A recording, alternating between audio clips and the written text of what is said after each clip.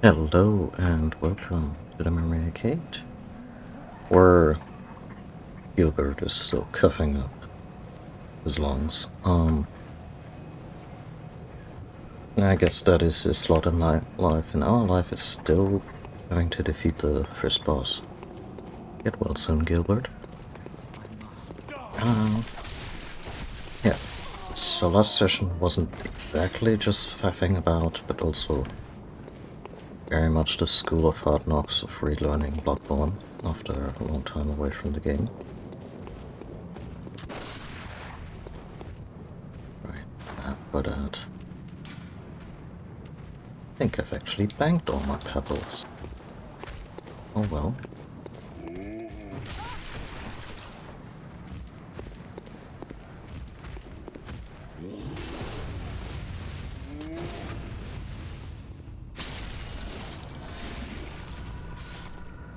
But yeah.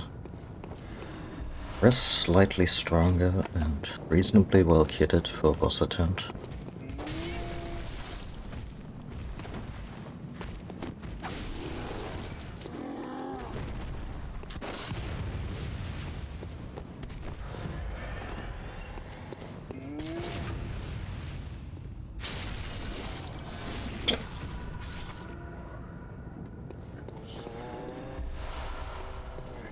And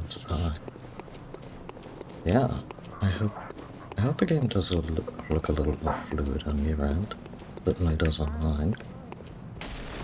I'm playing this on a PlayStation that can still be messed with homebrew-wise, and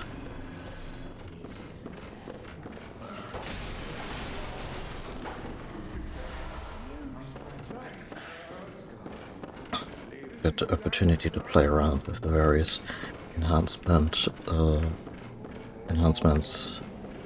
fans have made for this game.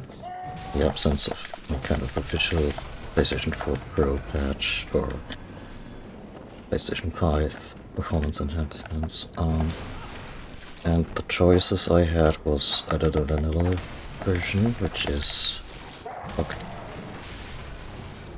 looked at 1080p and 30 FPS with some really excuse me, inconsistent frame pacing. So it hits 30 FPS, but how long you see each individual frame is all over the place, which leads to a more stuttery image. And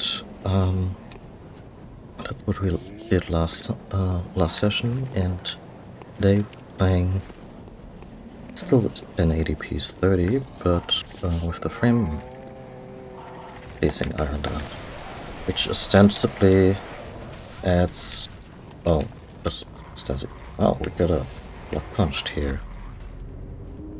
Anyway,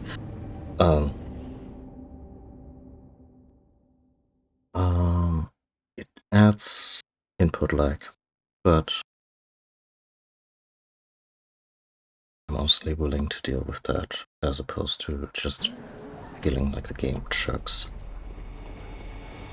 all the freaking time.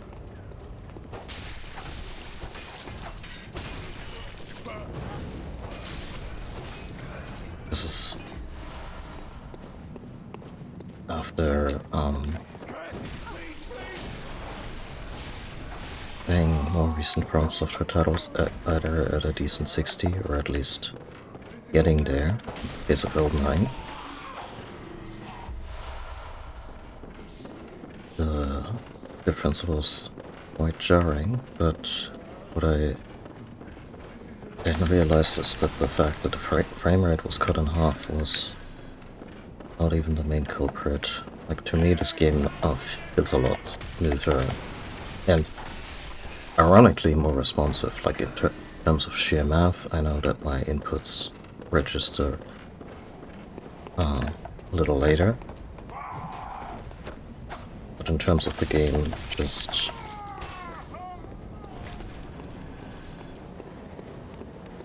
not feeling wildly inconsistent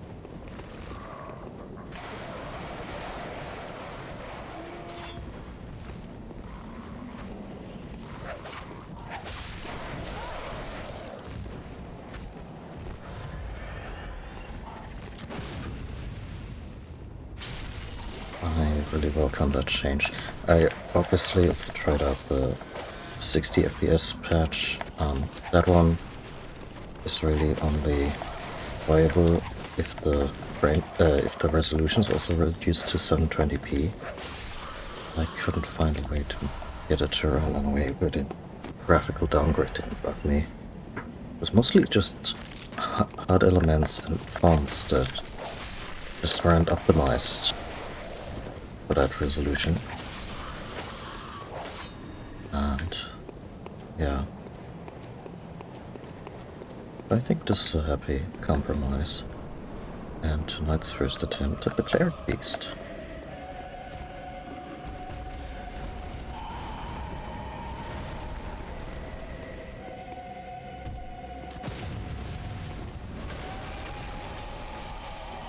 Can he be countered?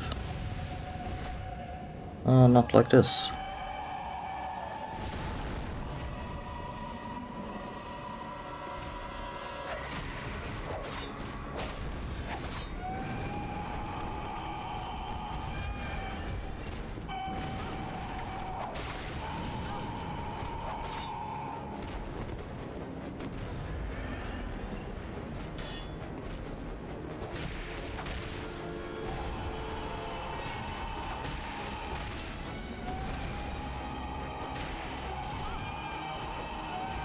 I think general From Software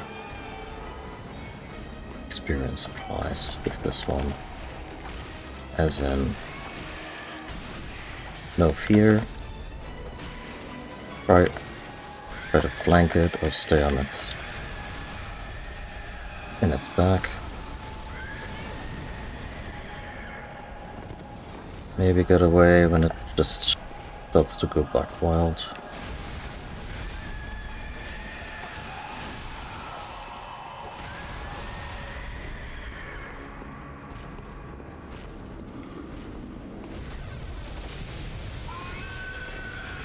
Oh, that's buff. Did it heal itself? I never paid attention to that. I always assumed it was a damage buff.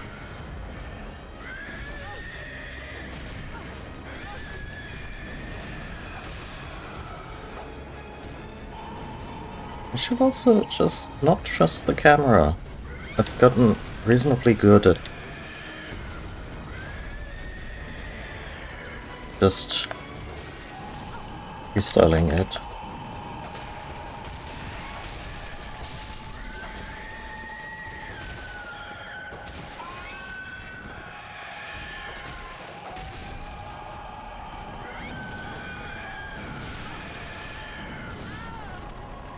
Now that last swing.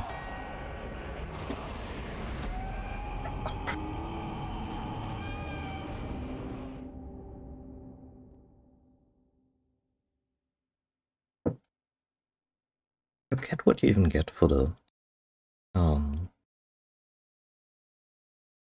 Cleric Beast, as it's not necessary to beat it to progress. I think maybe it also got some kind of key or something. I think it might just be.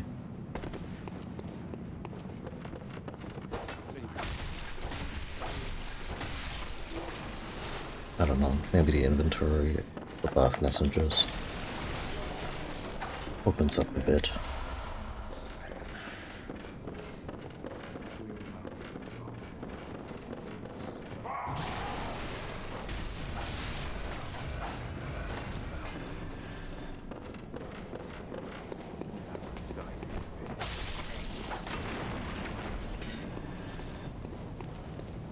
Now damage is still pretty pitiful.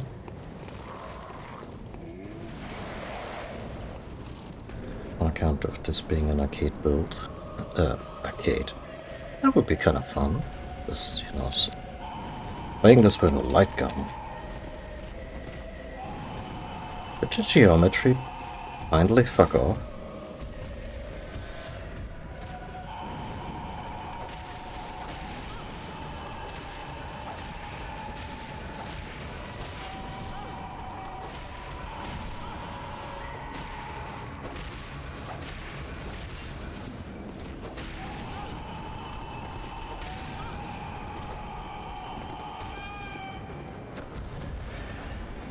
think one of the arms, like the big fluffy one, is actually one of the weak points, which is kind of counterintuitive. On account of, you know, it. Would you imagine the big arm on the giant creature is the one that will really fuck you up?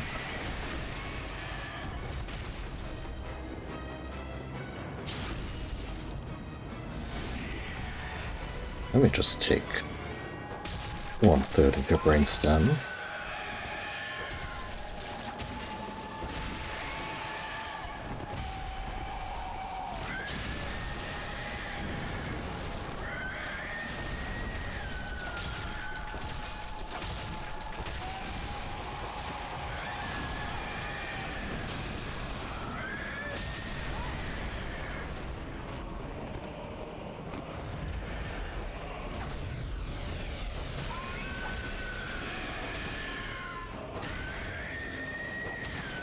Whatever it did, it didn't.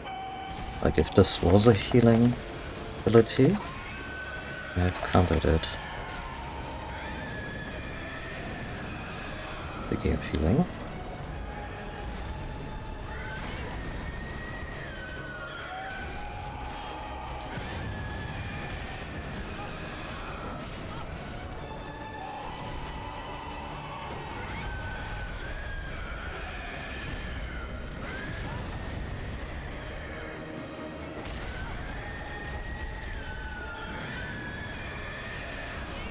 Right on the camera again. Like a damn fool.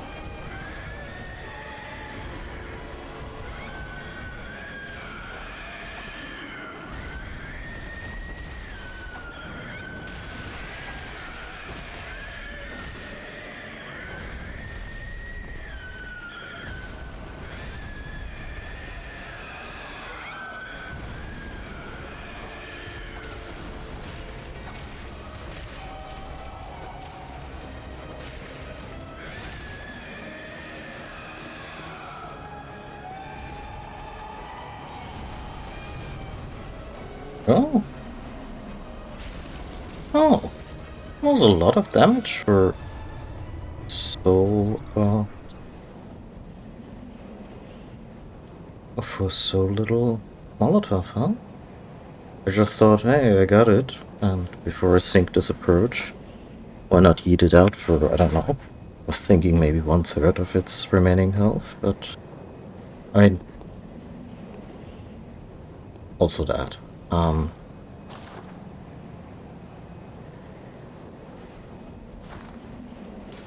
I mean, we are at Arcane 18. That shit should do some amount of damage.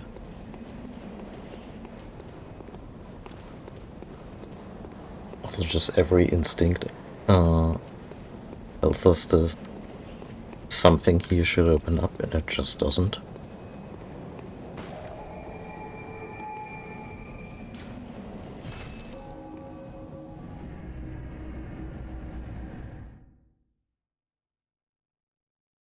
But yeah, I played a little bit this afternoon, just running around the areas we've been in.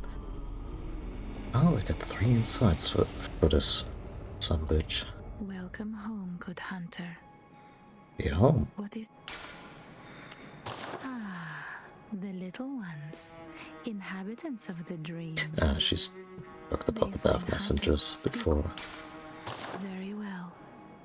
Let the And echoes become for some your reason, I strength. always think of the Let me English stand close. city of Now Bath. shut your eyes. Like, yeah, the bath messengers. Delivery service. Based in Bath, UK.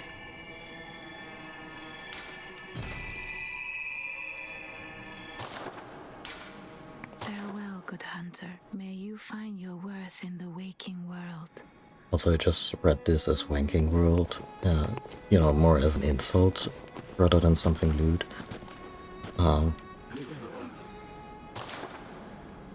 But, yeah. Oh, antidotes. Probably want to pack a couple of these.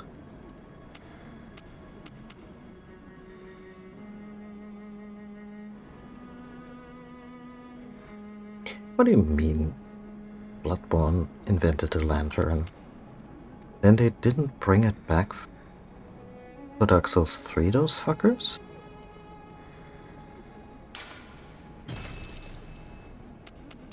Heinous.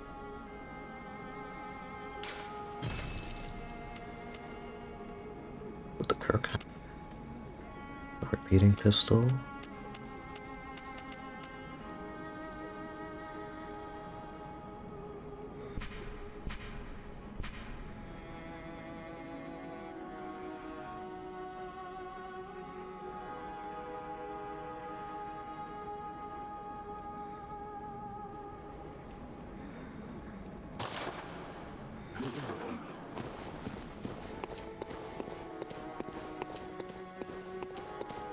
Let's see what Gawain has to say. If he's even in.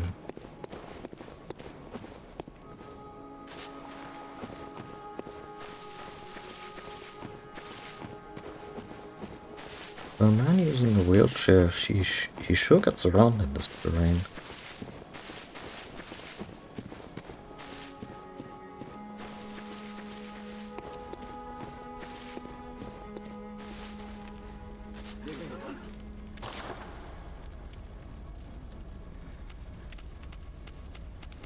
Yeah, none of that is worth spending inside for.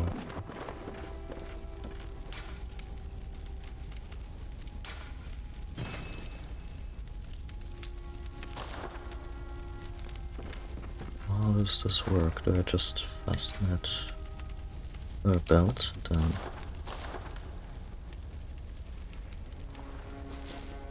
it works exactly as the little lantern in Elden Ring. And I kept praising this grand innovation in this game that came out last year, while this 8-year-old FromSoft game already did the whole thing.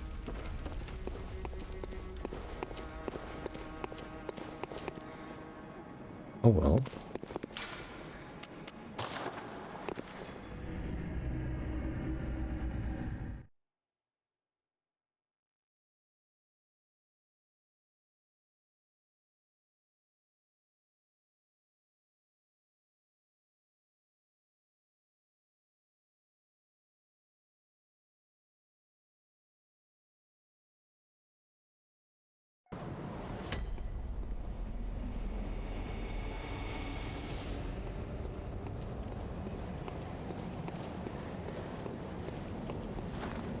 So where are we at level-wise, or rather stat-wise?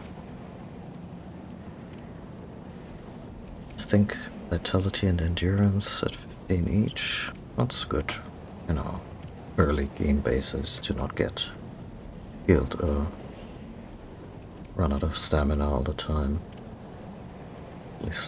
At least for now.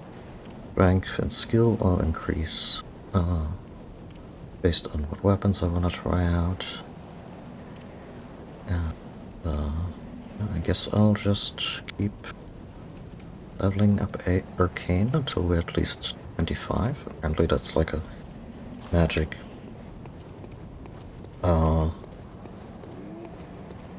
limit when arcane damage really starts picking up, and hopefully by then we'll also have ways to infuse our weapons with that stuff to actually make use of a primary stat.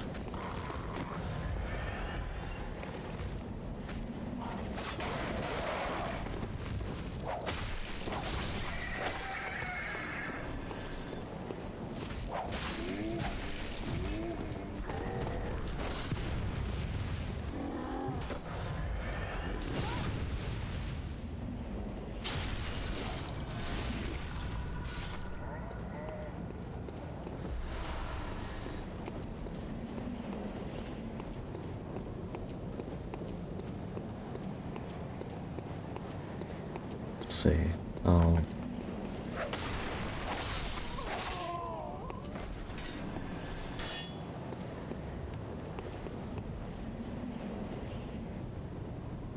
How far have we come?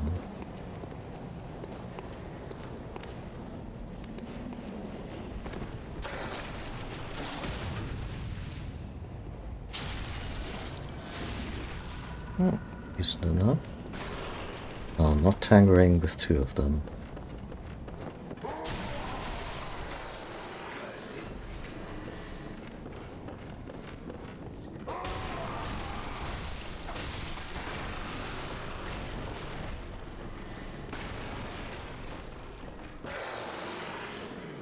Oh.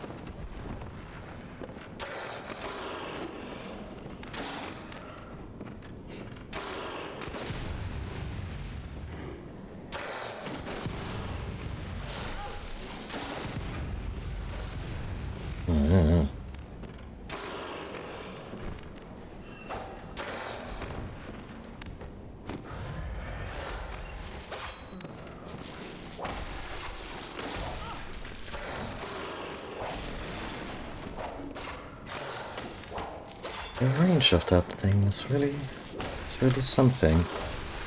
In terms of difficulty and gauging it.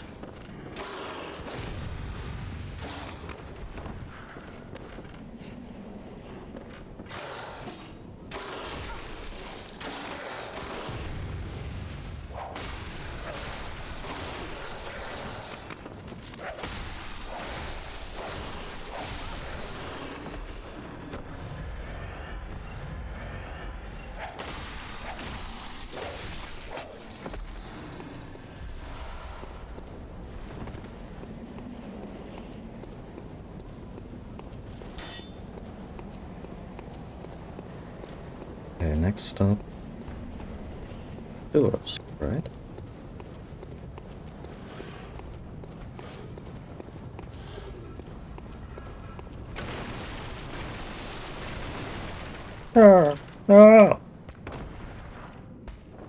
Right, fall damage in this game is very lenient.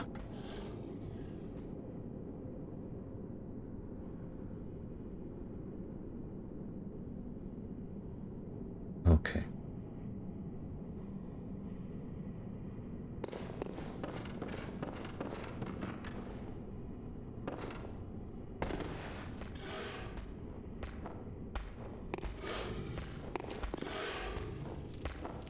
Just casually lugging around this huge saw.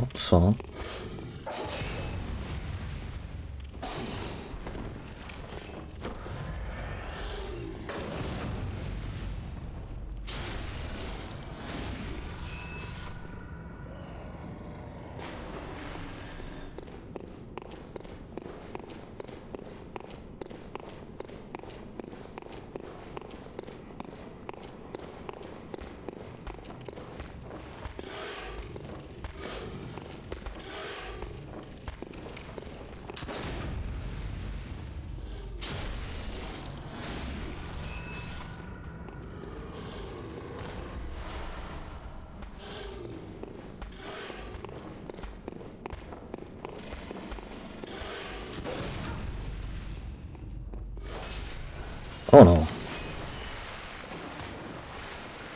Oh, this is a bad place.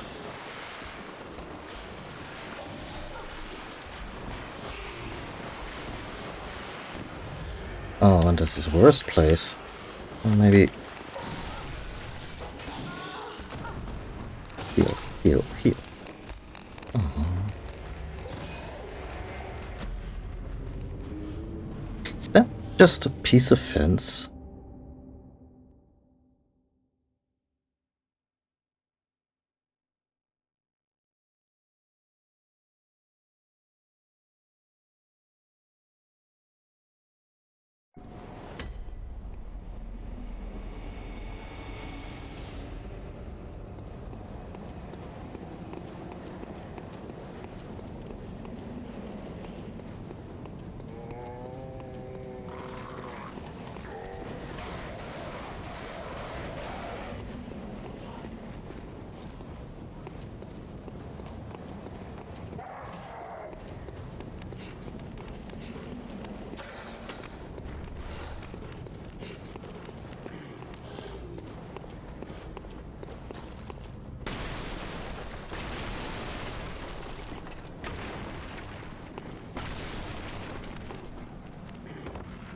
I have a werewolf on my tail.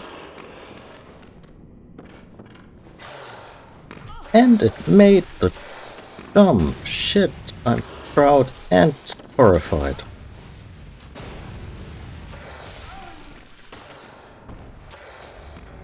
Wasn't that much dough, so that doesn't upset me.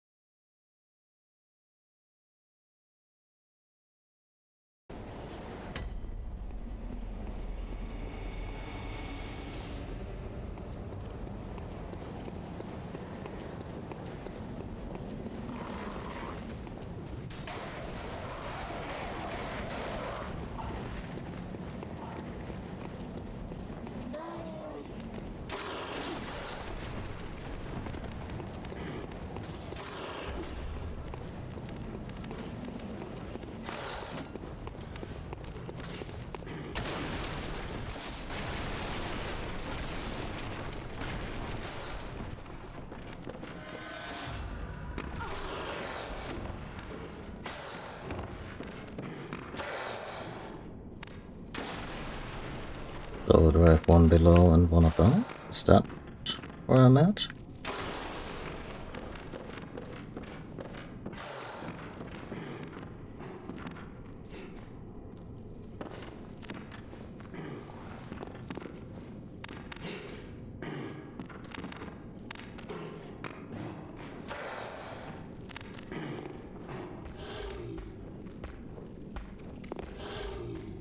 No. I wish more enemies in these games would aggro each other. Not to make them easier, but just because I don't think these rats and these wolves would get along.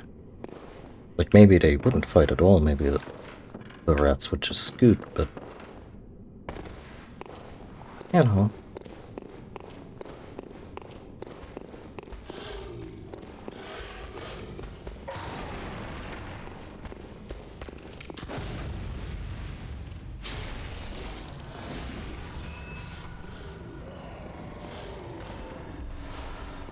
Ooh.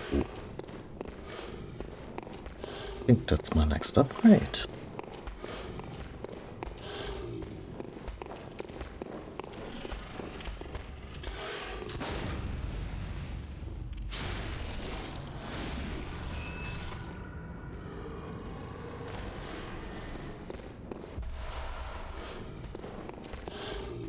Let's do this here, so nobody falls down anywhere.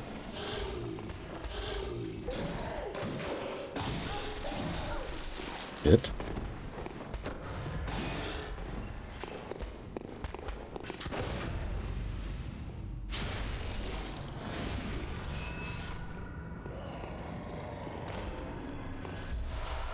This is really good. I still have to contend with the fact that there's a freaking werewolf downstairs.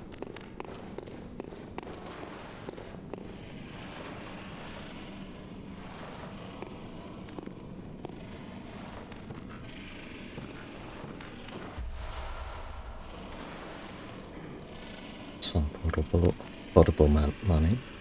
This isn't good.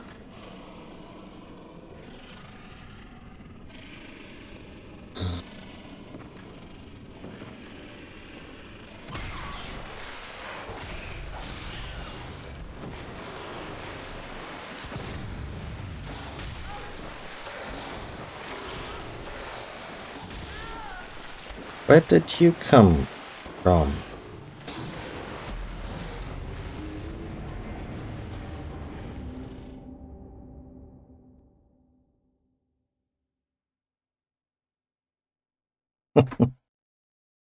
The Wooden Shield, aka a practical joke by FromSoft.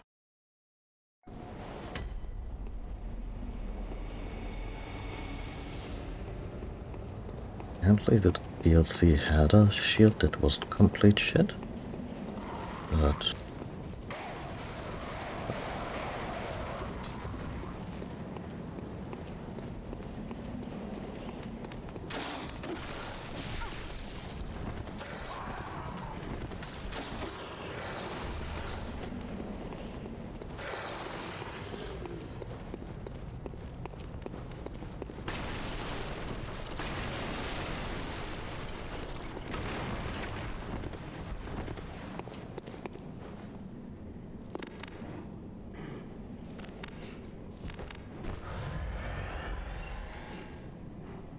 Oh, buddy, you could just walk away.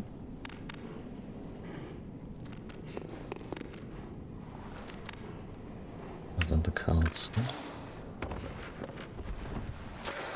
Oh, that's not where I want to be.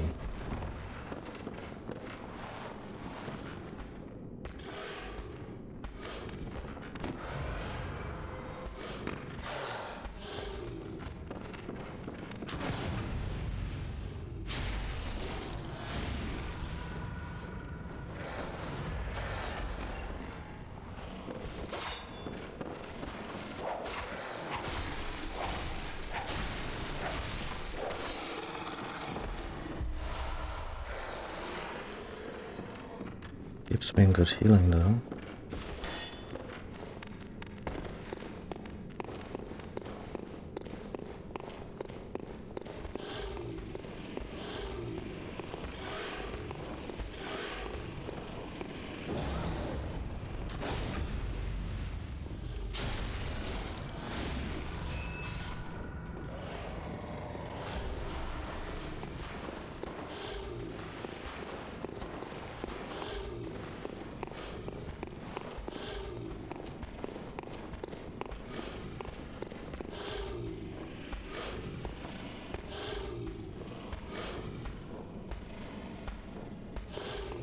It shouldn't be the sound a rat makes.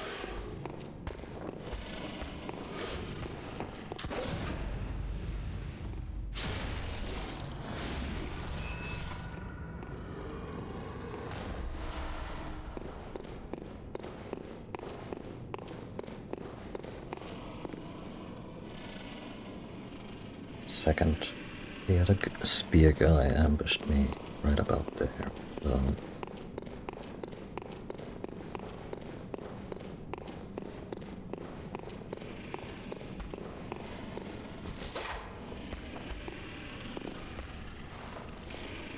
that person would have brought a couple Molotovs.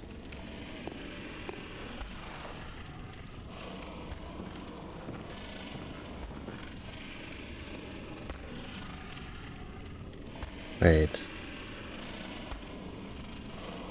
There is another guy there.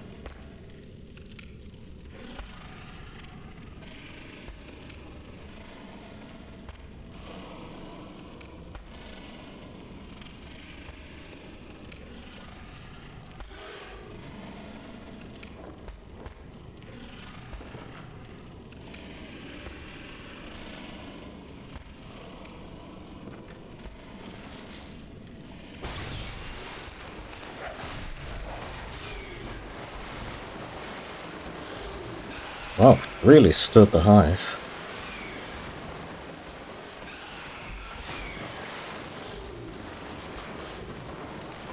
This guy climbed ladders? Would actually work in my favor. Oh.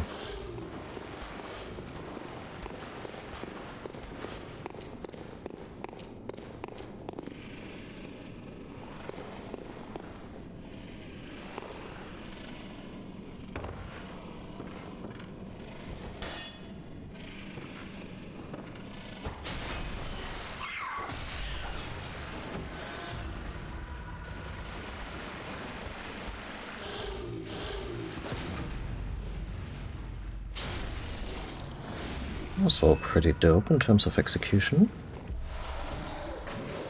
Huh.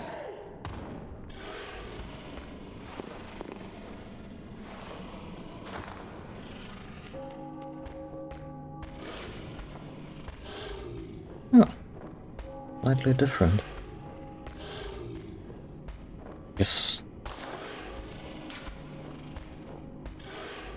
Oh, the hunter head, it's a cover character. Oh. Like the, not the Yharnam hunter, but the...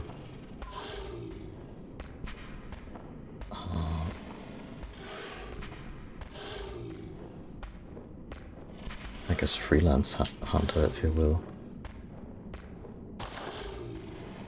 How shitty do we look with this? Not as shitty as with the other hat.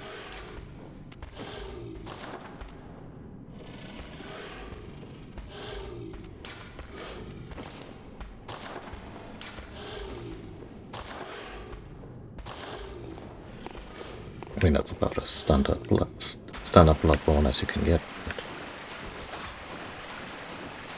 looks cool.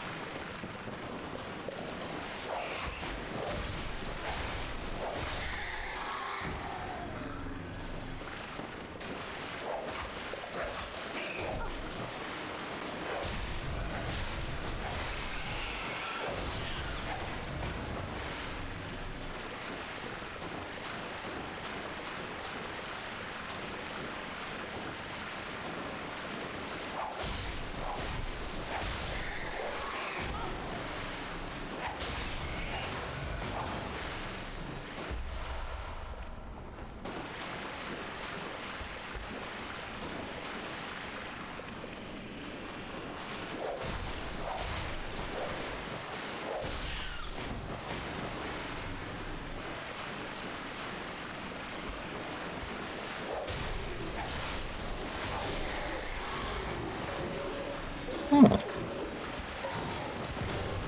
Did the accidentally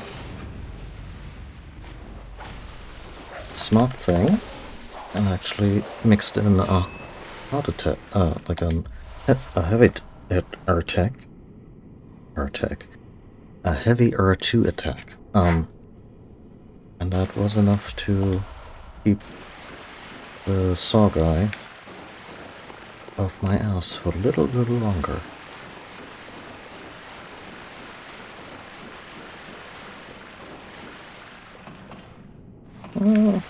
Actually,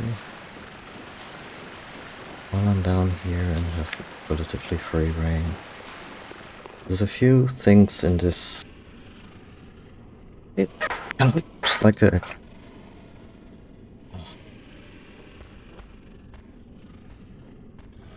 dock. That multi-storied room up there. And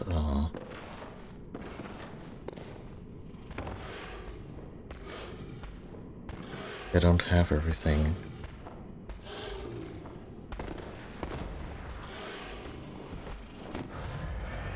Oh, are those the Bath messengers? No.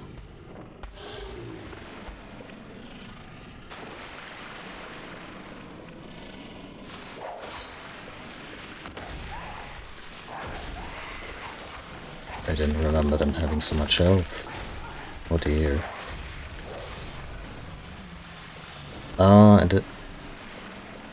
You know, this fucking engine, I remember characters in Elden Ring just now who had similar issues of I can't get back up to where I used to be, so my pathing is all fucked.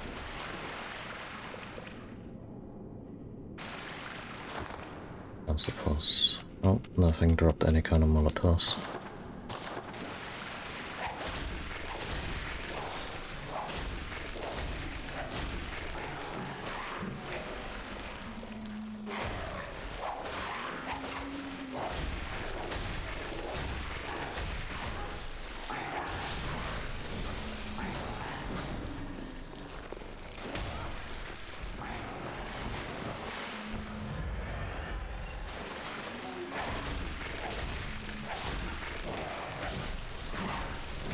No.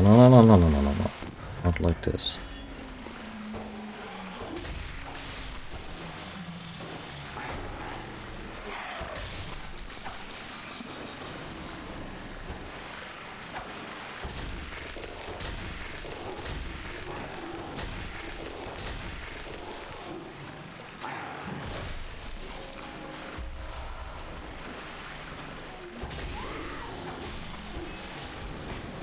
Oh no, did I wake every remaining one because I picked up the prize?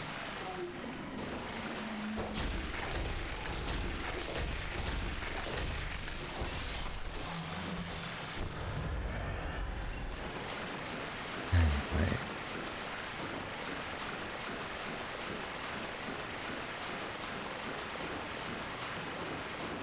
If I remember correctly... I don't even remember if there are hidden doors. items in this game. I'll go back. Came from. Not? Oh, a different gutter.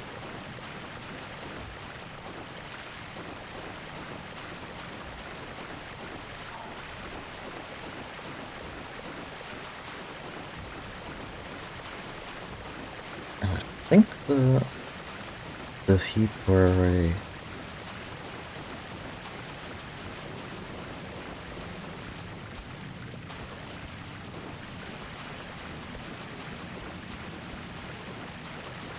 it's just the area I already cleared out. Looks almost cleared out, huh? Oh, different area. Different area altogether. Just very similar. Intentionally confusing. How dare.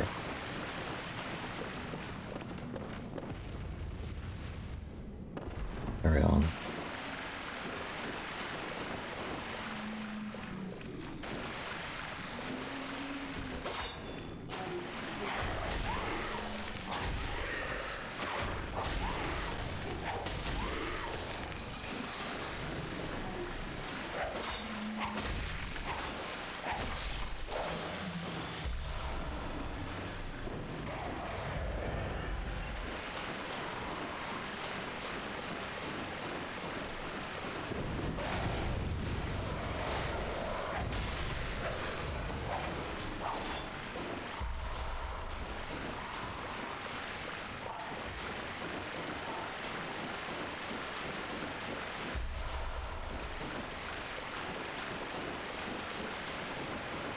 You know, those are little Beth passenger effigies. So I guess they figured into our world's culture.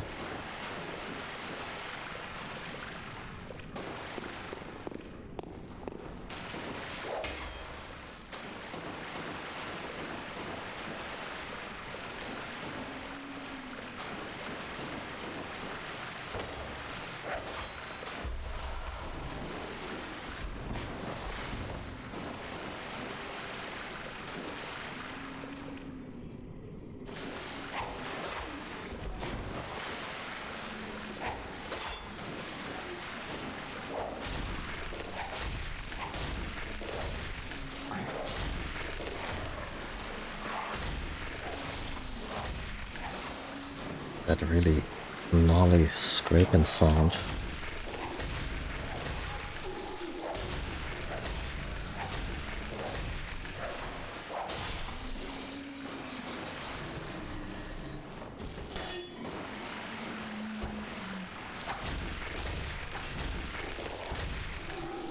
My kingdom or a king? It wasn't like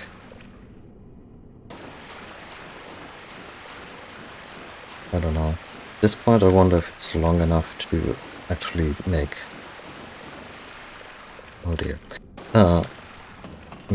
Make ergonomic sense for the character to actually, you know, put themselves on.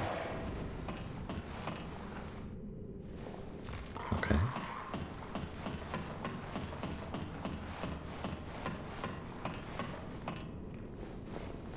Right. This is already... Yeah, we already found our exit.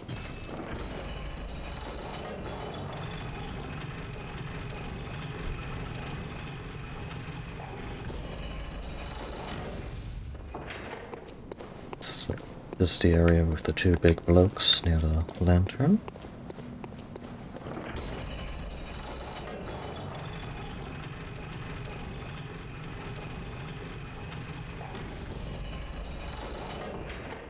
Ooh, excuse me.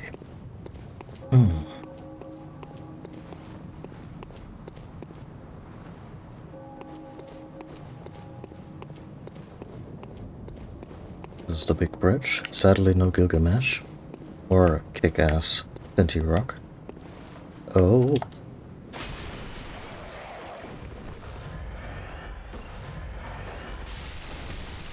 Yeah. Maybe not stun lock me? And that's basically the only trick, I guess, but... Okay, so... Good Hunter brings on the bacon. Look at its little waddle. So precious.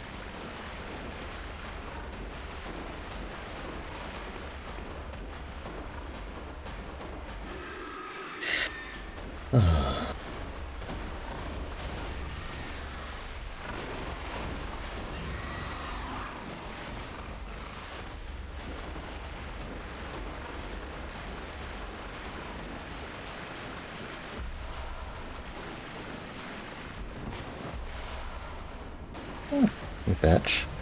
Oh, more pick.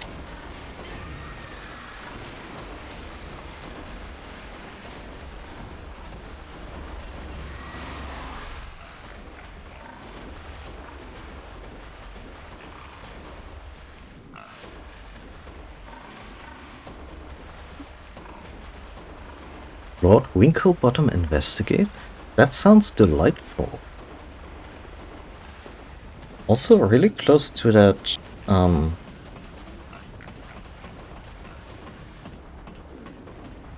maybe I'm mixing stuff up, but what was the name of that big gaming franchise that kind of a staple of Loading Ready Run's Checkpoint?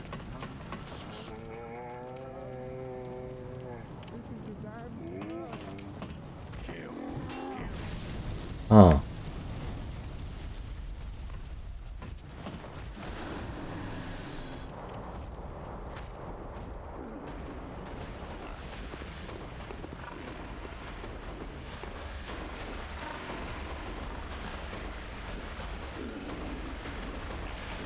Everyone be very, very quiet. It's piggy season. No!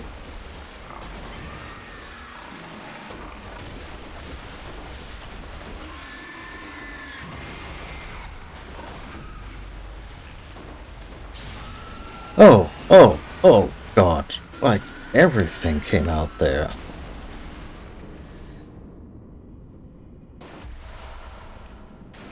Wasn't it something like Mr. Pigglesworth? Because I think I got what you just... No. Fuck you, game. Fuck you. Jesus fucking Christ. The delay on the death, even. Just to add insult to injury.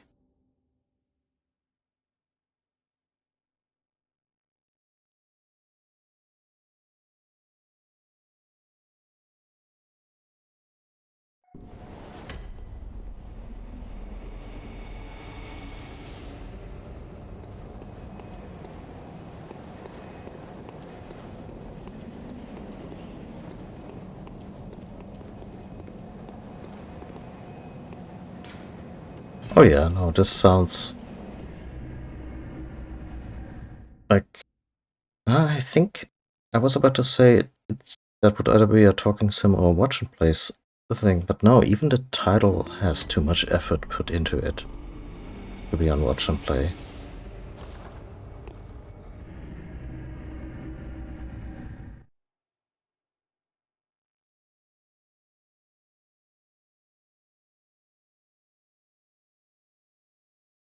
A dashing giraffe detective? Why am I playing this track?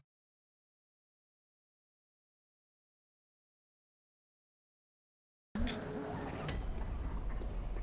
mean, a point and click adventure would about you for another one, I think. I think with all the classics, I've only ever played Fate of Atlantis on stream.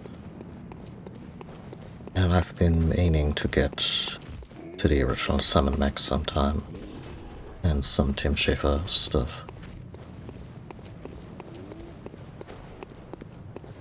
Not to mention my new stream intro music is a cover of the LeChuck theme.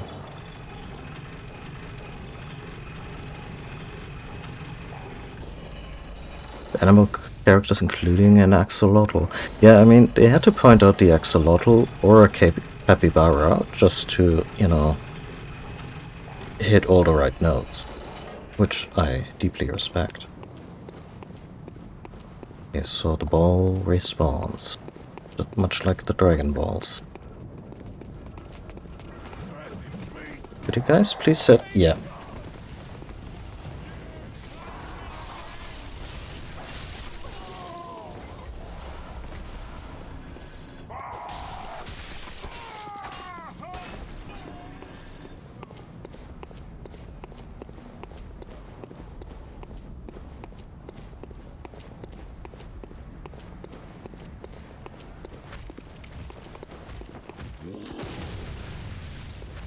Sure where my bullet went, but it sure wasn't into the guy.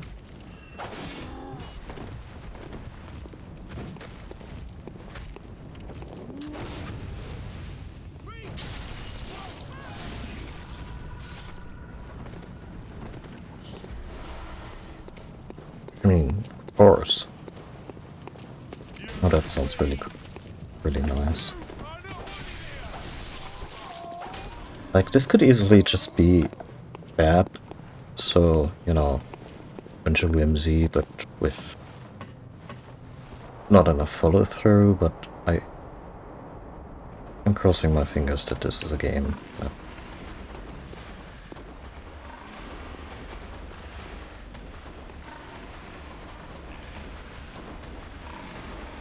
Pig has my stuff. Yep, the pig has my stuff. I can tell by the purple glowing eyes.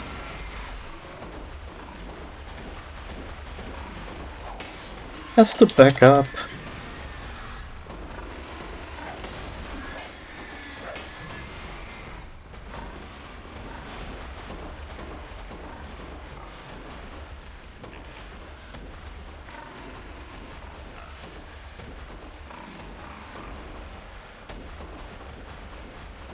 Yeah, plus I think I wrapped up Fate of Atlantis in probably like 2 streams.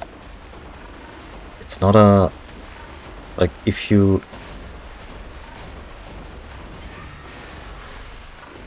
have some memory of where everything goes,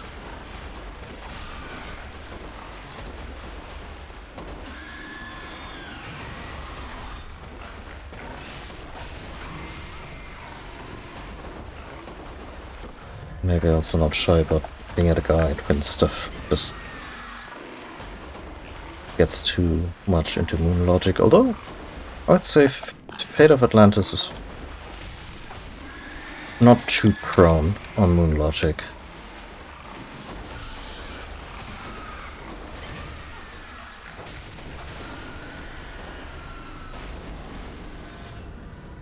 There we go.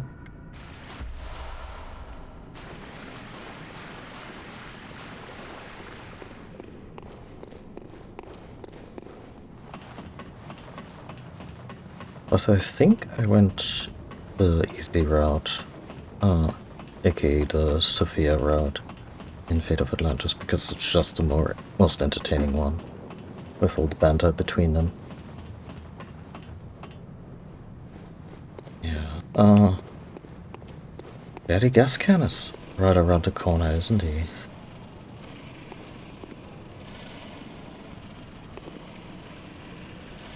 I think I want to spend these souls, because I'm so gonna lose these souls.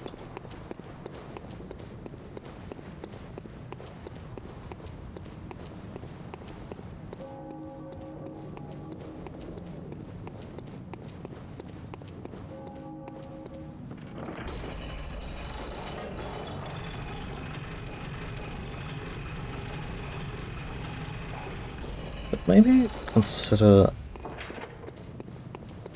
I mean, I have a full level in my pocket, so I should probably get a level. But, given how much damage that Molotov did to the Cleric Beast, having a handful of Molotovs... Wait. Yes, but the great Oh, okay, never mind. from there. Not a place you'd I don't imagine you have much, do you?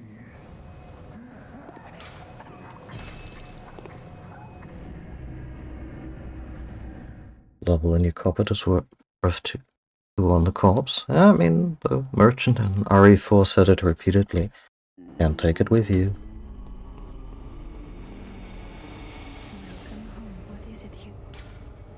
Very well. Let me.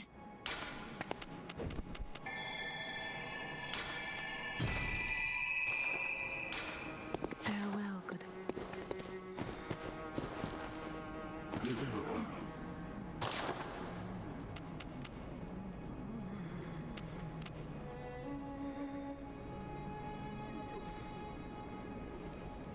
Chief Emblem, NK, key to the gates to the Grand Cathedral's round plaza. Huh. And the Hunter pistol. And I wanted to test this one out. Like, the blunderbuss has been surprisingly good.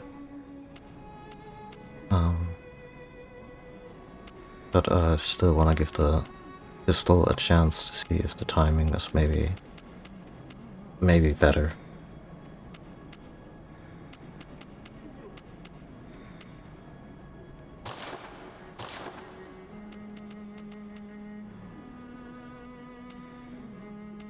Okay, Cold Blood do 2. Kills 400.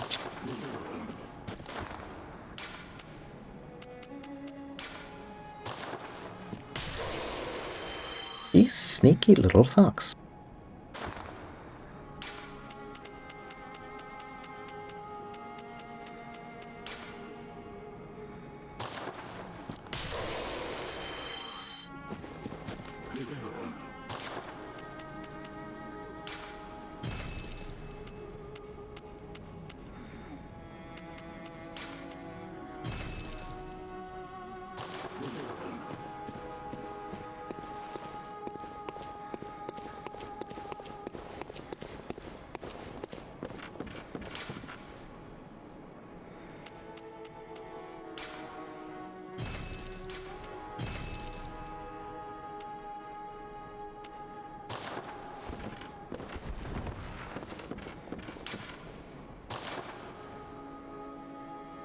Still.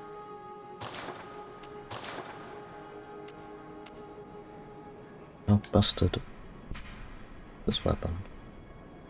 Oh, not nearly enough. Ah. I mean...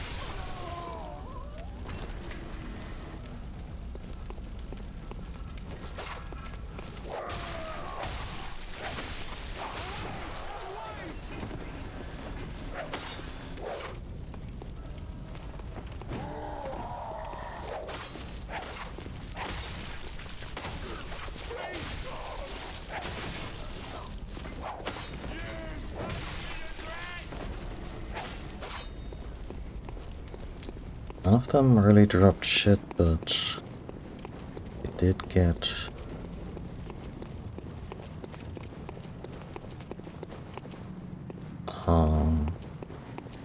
the money for the upgrade and the repairs.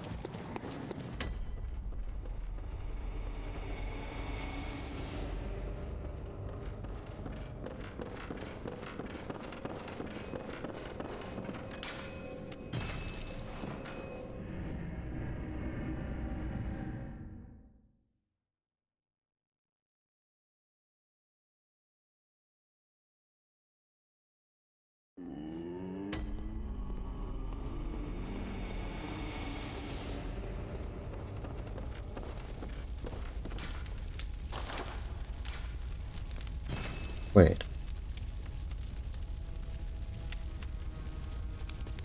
Oh, I'm still missing one. Okay. Well, let's just repair everything.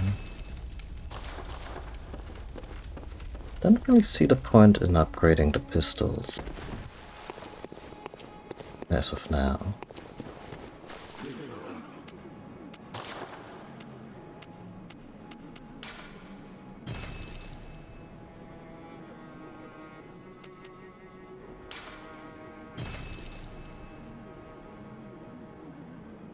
Wait, that was for single bullet? Ooh, rough.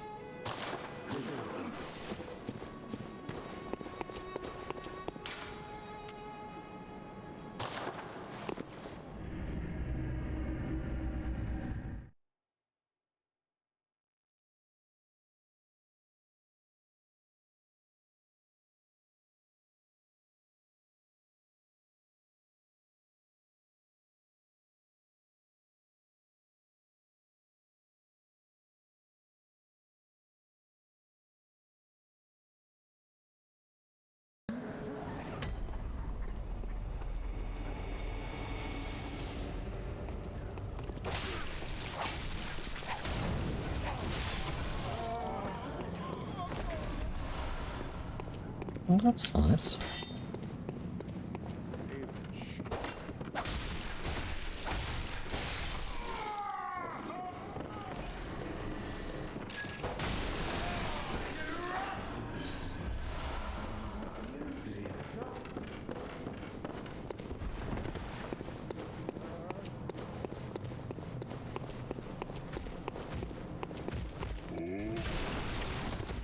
Geometry can fuck right off.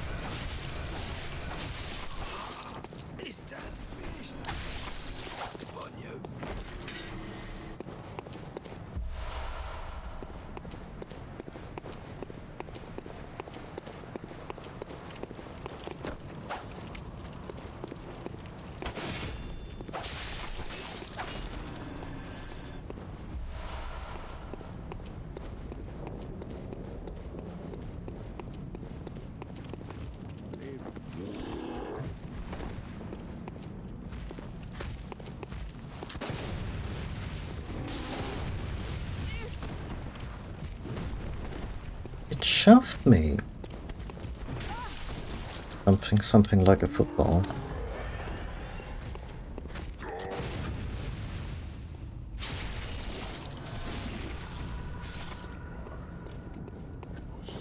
Yeah, I would turn around too.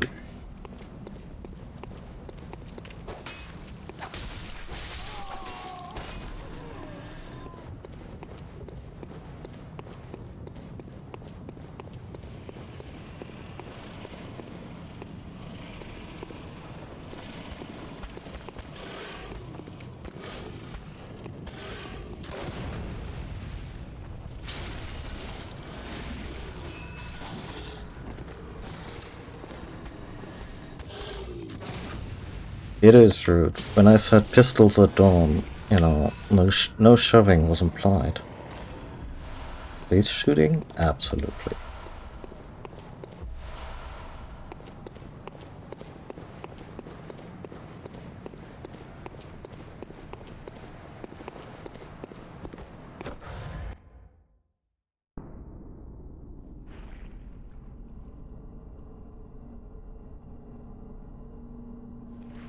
I've come to call the bastard Daddy Gascan that I always subconsciously expect him to have the flamethrower.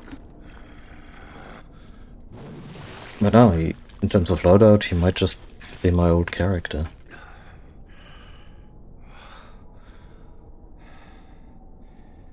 Beasts all over the shop.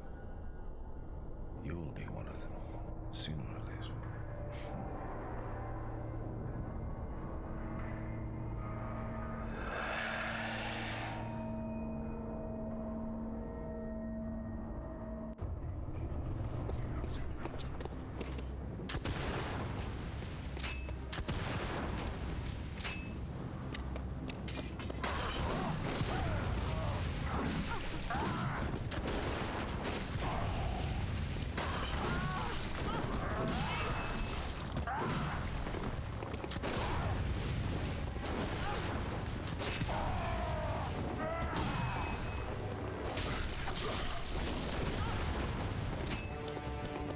You know, for random onlookers, this must be the weirdest shootout ever. Like, we've all eaten several,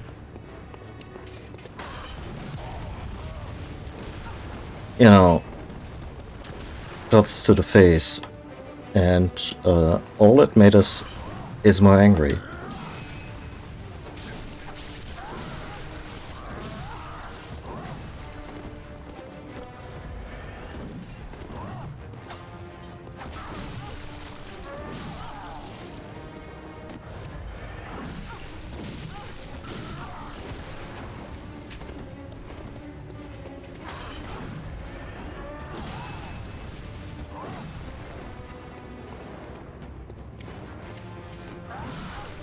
Shit. Too proud to show your true face, eh? Sporting Well, at least this person, you know, understands my insistence on face shooting rather than being rude.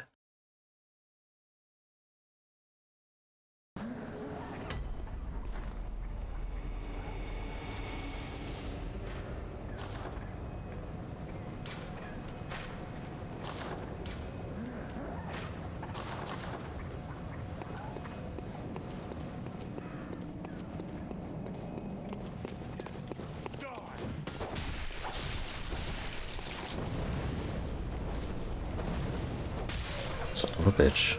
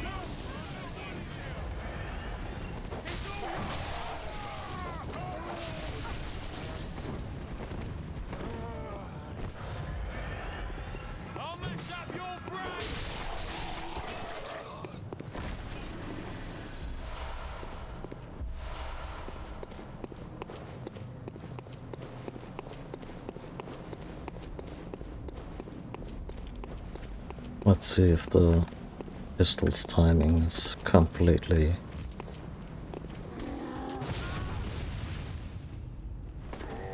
Oh, it wasn't bad.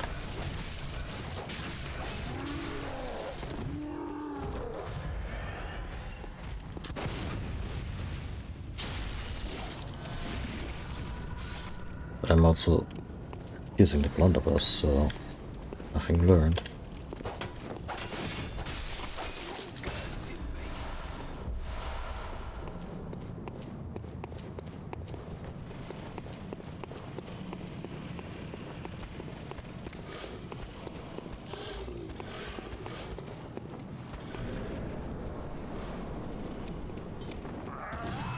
Oh, hello there.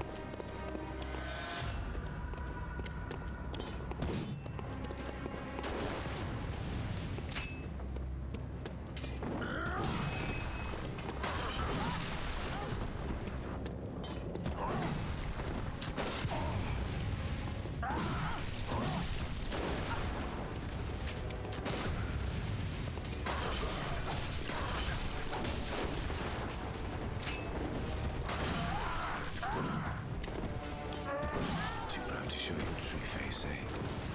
Sporting hunt it was.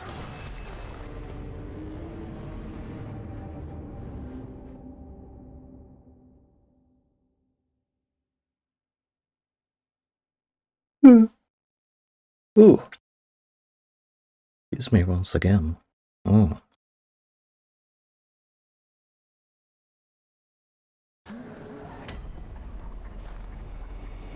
let's suppose we have any dew left.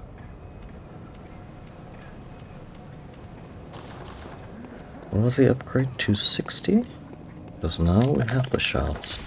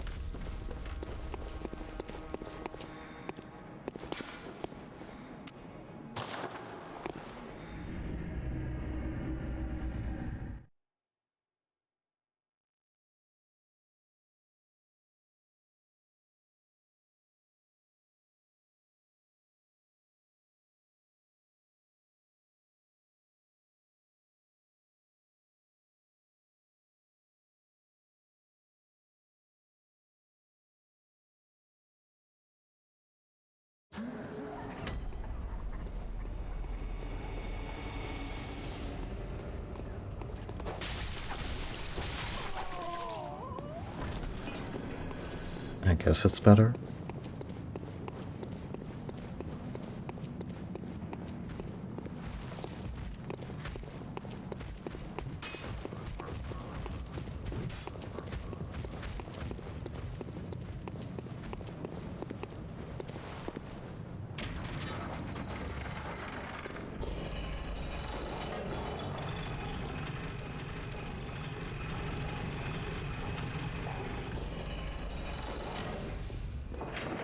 my saving grace for thinking that Elden Ring was the game that put the Lantern in the series would be if maybe the Lantern is an Old Hunters DLC item, but I honestly can't be sure.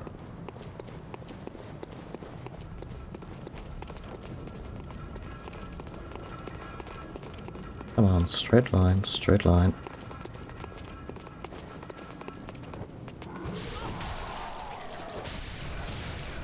Oh.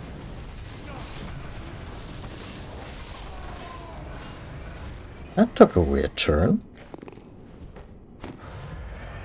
Okay, not soft locked. But I'll take my chances with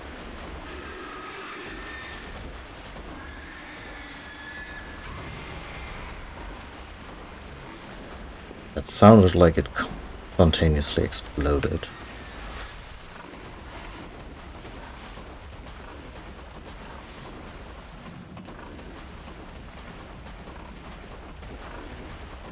I think that's what they call a goulash cannon in some regions.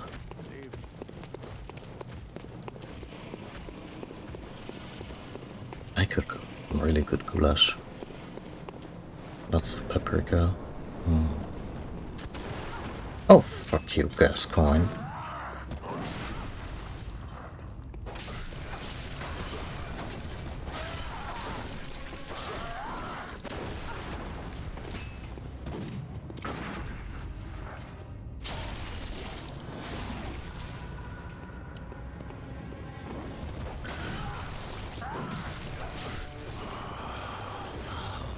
What's that smell?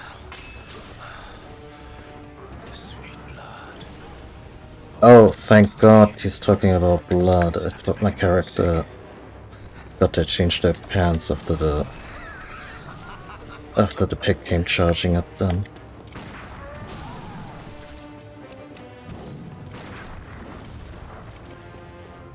Oh.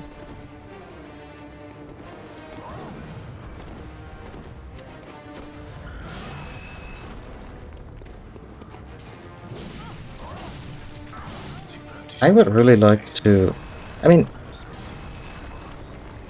me just interrupting his axe combo would kind of be like if he did it, so...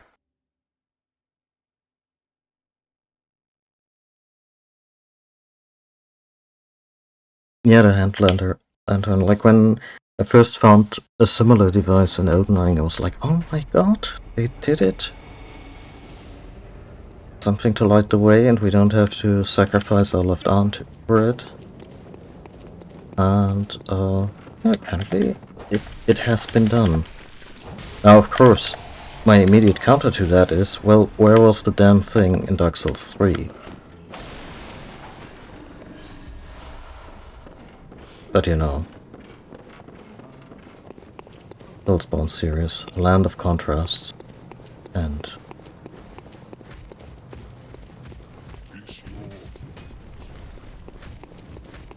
wildly differing approaches.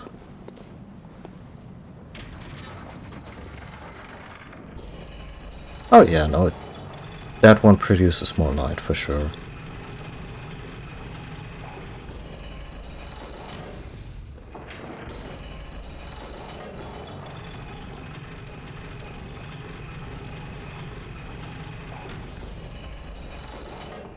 But I would say the same would go for the handheld torch in Elden Ring. We get a... Oh? Oh? I mean, that's an option.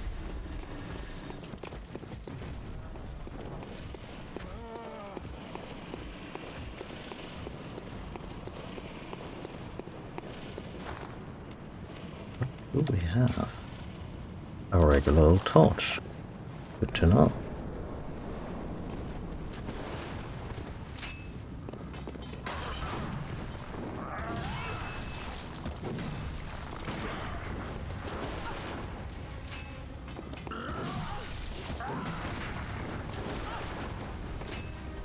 Fighting Gascoigne is like you can continue in a Bayonetta game.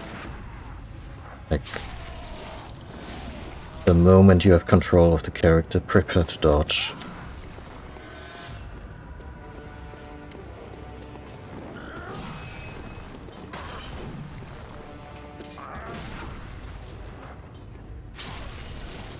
That's 2 rips of the gonads.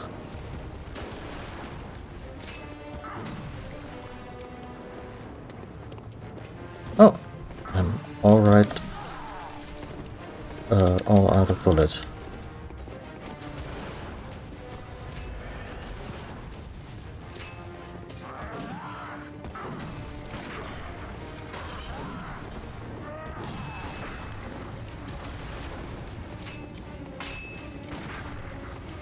Oh, using double.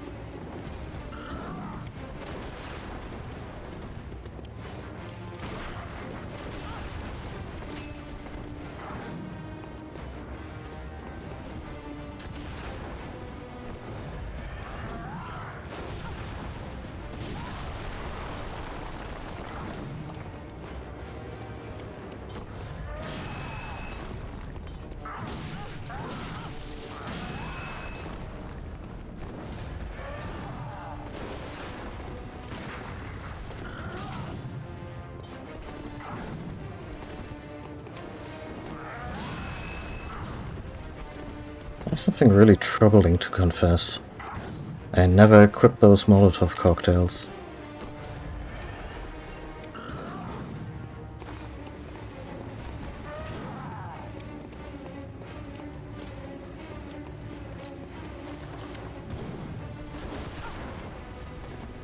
Why yes, I did that by holding my gamepad in a funny way.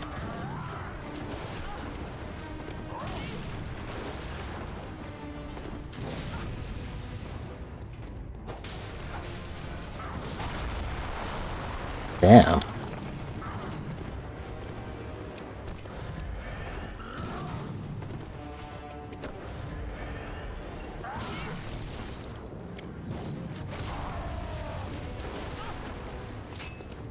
Like how spiteful it is. No, I shoot you.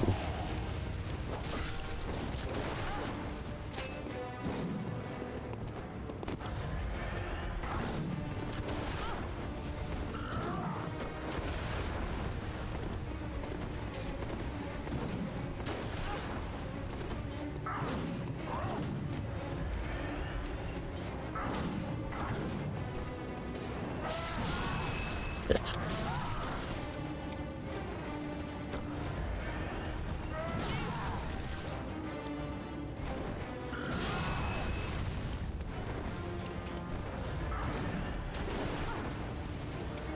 Getting real feisty. You know what? Have an early one.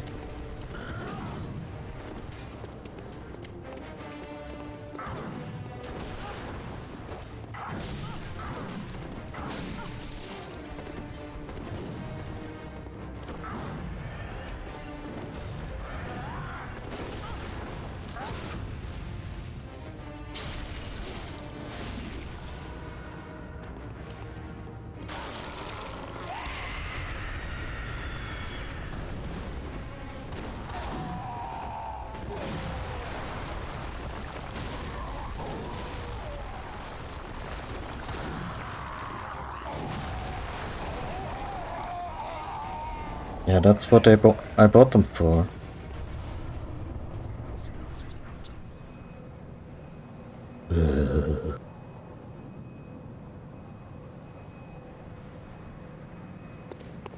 I mean, that was pretty okay for, what was it, 3rd attempt?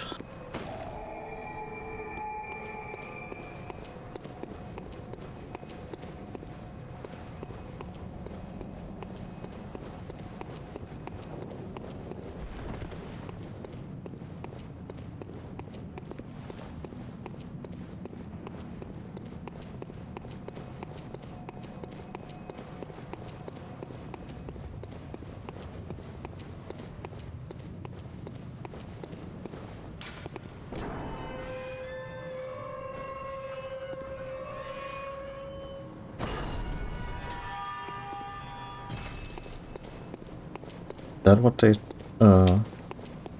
called weapons that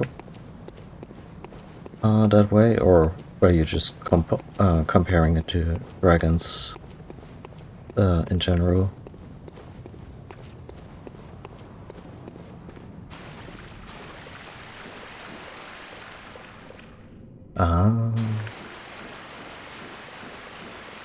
I don't know. To me, blunderbuss is like I usually imagine more of a rifle with a very archaic funnel-like barrel, because you would actually funnel projectiles and powder into it.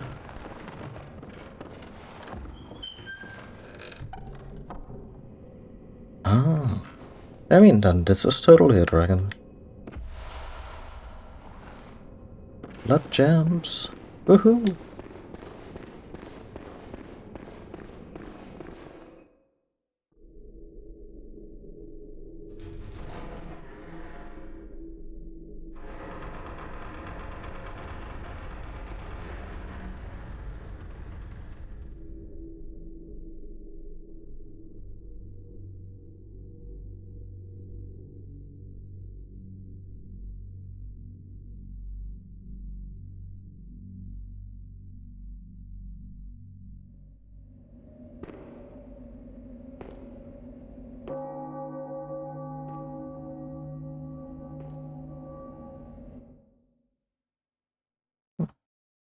Kind of a cute introduction for a rather unremarkable place.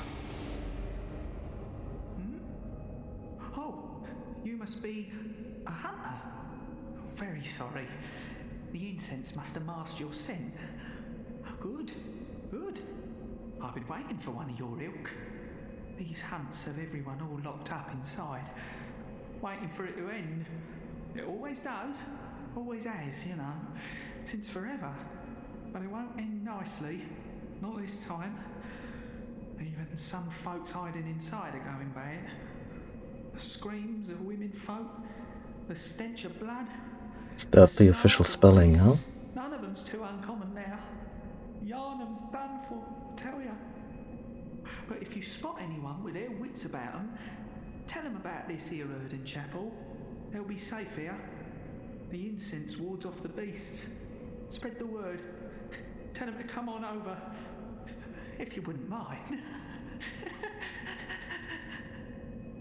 It actually sounds dope as fuck. I mean, they invented the gun blades, so why not have like a dragoon lance that, you know, packs a punch?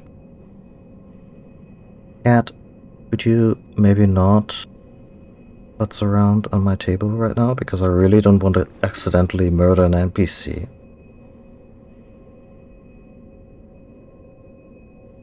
Oh, I apologize. That was me bumping the mic. Hope the limiter did its job. I know I shouldn't be asking you, but if you happen upon someone while hunting, tell them about this here Erden Chapel. If they seem worth being told, that is. Oh, and I do sincerely hope they are. This is so ominous, like this somewhat wretched looking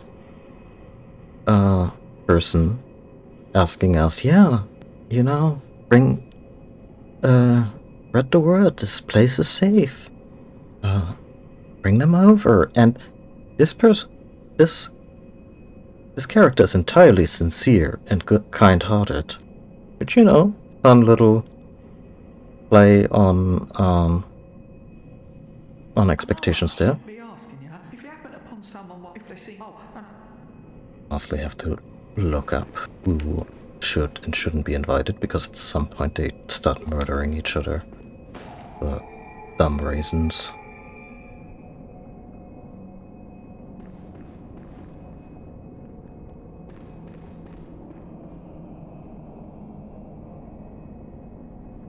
Yeah, I mean, it's probably been done. Maybe just the gun lance in whatchamacallit, Monster Hunter?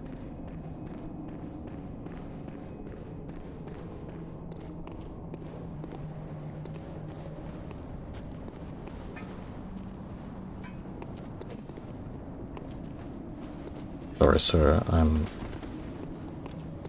I'm just sightseeing. Please refrain from unannounced dueling. I mean, the Gunlance has more heft than what I'm thinking of. Like, I'm really more thinking of a very elegant spear that maybe is kind of like, you know, if you took a bayonet and said, but what if the other way around? What if more spear than rifle?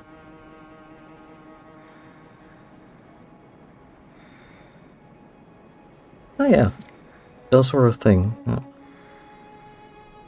And I mean, like, one of the earliest firearms were really just things that were more like artillery, like the earliest Western firearms I remember. I mean, cannons, obviously, but also like, you know, more like glorified mortars. Welcome. What is it you... Very well. Let me stand.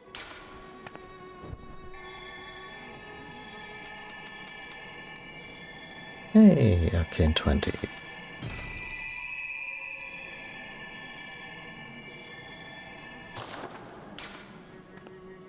Over time, countless hunters have visited this stream. The graves here stand in their memory. It all seems so long ago now. Farewell, good hunter. May you find...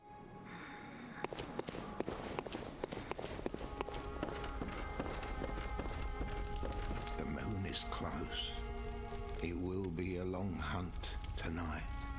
Oh, If the beasts loom large, and the boss is watching. crush your spirits, seek a holy chalice, as every hunter before you has.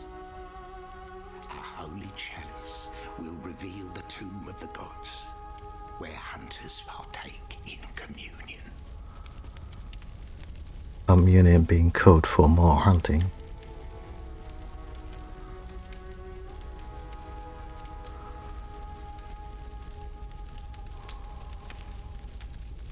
Oh yeah, the psychological impact of these must have been horrifying. Like a weaponized fireworks rocket that just obliterated two guys next to you. Most of the holy chalices lie deep within the tomb of the gods, and the few that found their way to the surface were lost again in the hands of men. But if the old hunter tales remain true, one of the holy chalices is worshipped in the valley hamlet. Yet the town is in disarray. It was burned and abandoned for fear of the scourge.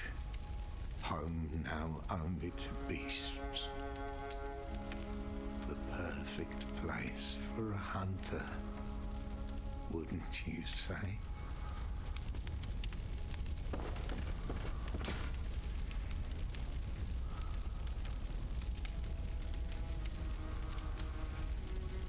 That too. Burns, missing limbs, etc.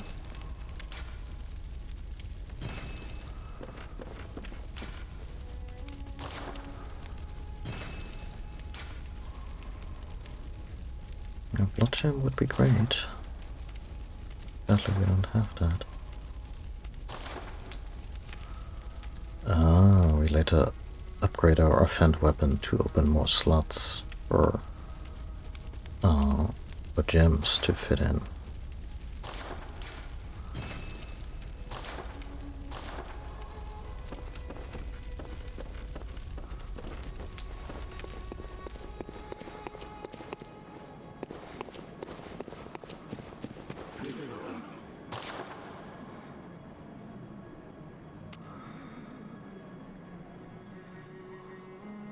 Did they check up the prices?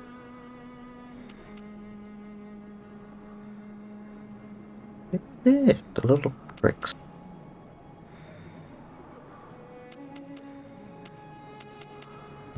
Saw Spear.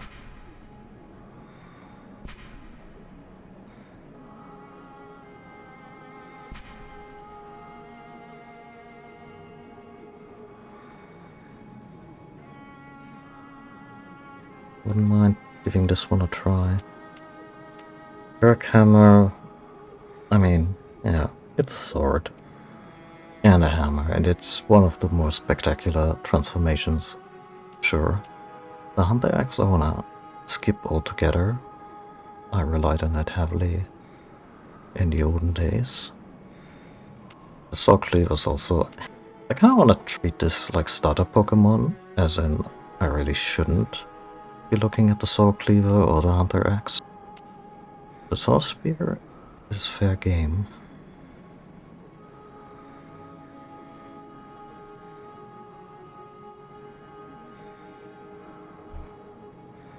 Oh, that's gonna haunt you.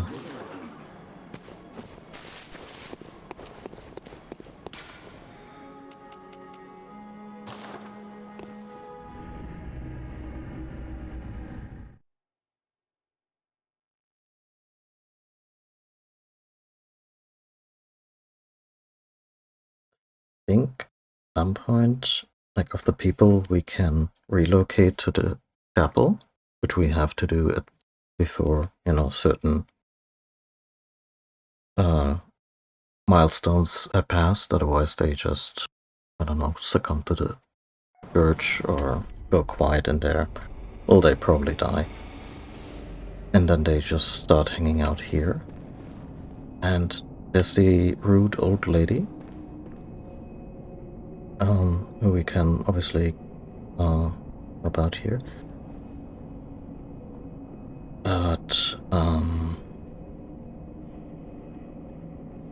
if I remember correctly, there's a character who's very thinly implied to be a prostitute, and I think the old lady murders her for shitty moral reasons, so I'm a little hesitant to just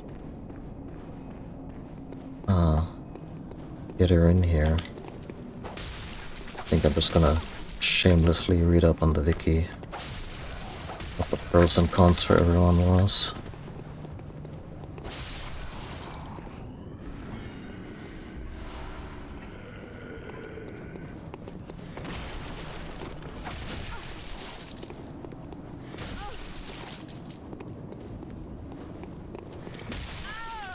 Where was my...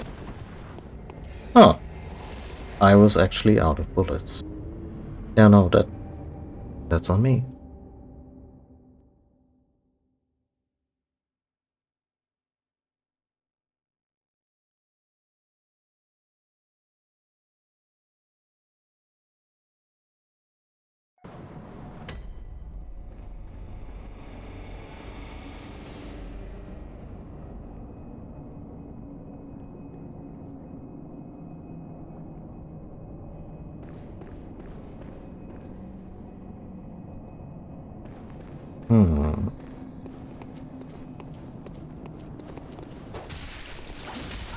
What was the name of that Platinum Games Ops, but with enslaved spirits as Pokemon game that I streamed for a while? Probably streamed most of it, but then kind of fell out of,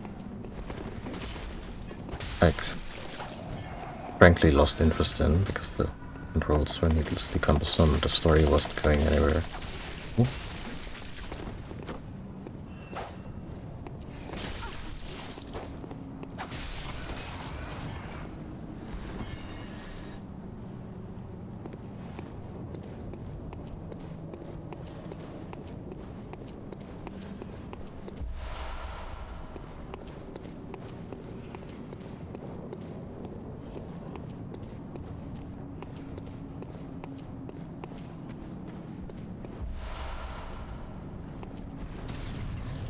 Yeah, no, amygdala, not today.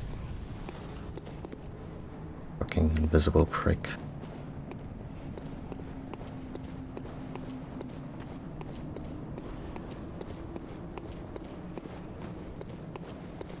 Eileen hanging out here somewhere?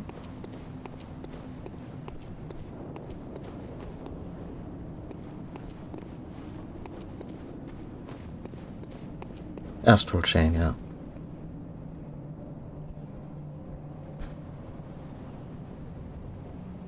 The fluid physics group. See, I don't even remember that. Oh.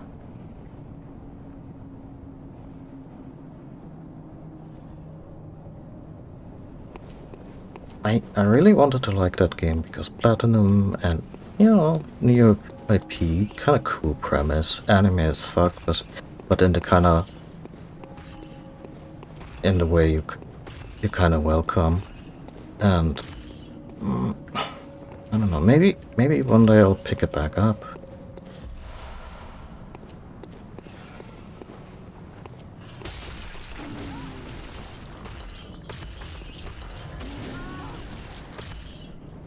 I was like, well, I gotta learn fighting these big things sometime, but my characters seems to wildly disagree. Oh, that didn't do much. And I still don't have bullets. Oh, I do.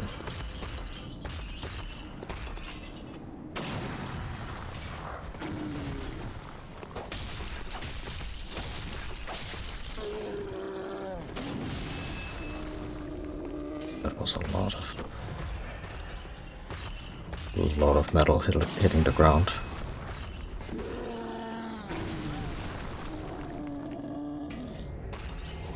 Yeah, those are 2/3 of the health bar that were just instantly gone.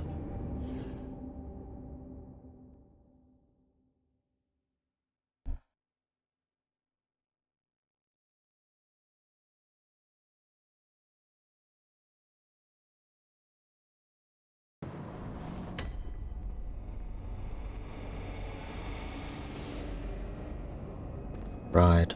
And wasn't she also more of the shy, timid one? So kinda made the whole thing even more creepy. As in, yeah, let's maybe I'm combining several characters here, but you know, anime's tendencies to curve on the ones that kind of feel the most juvenile in character.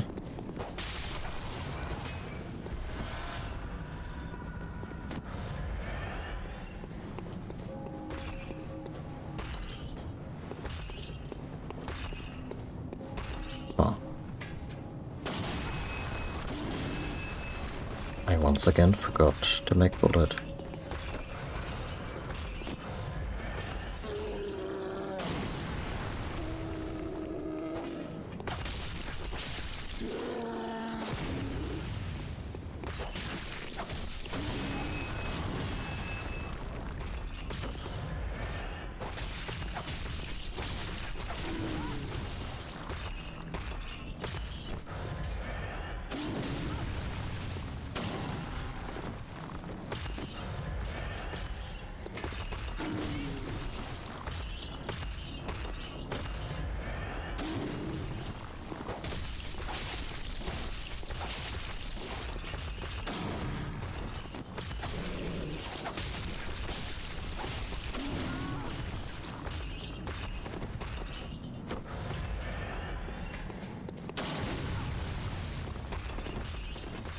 Also reminds me vaguely of those blades they use, like what you're describing. The blades they use in Attack on Titan.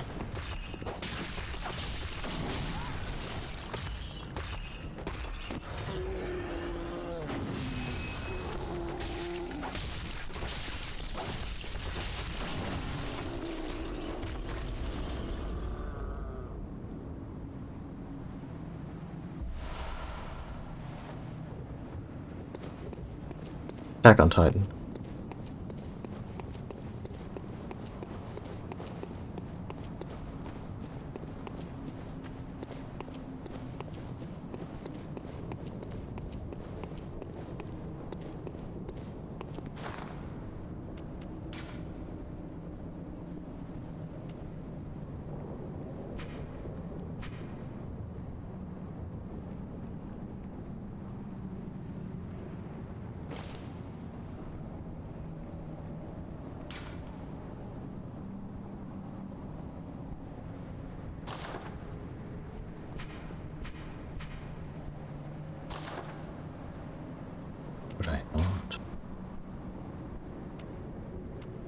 wait.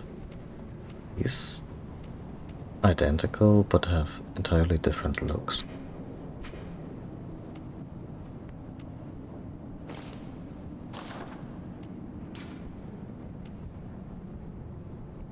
Oh.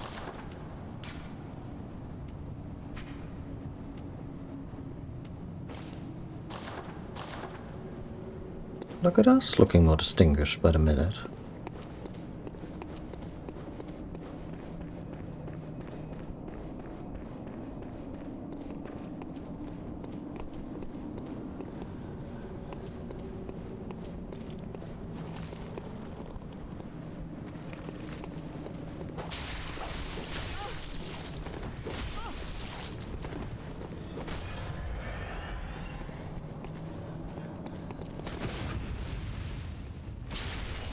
Yeah, Attack on Titan is a difficult one. It is...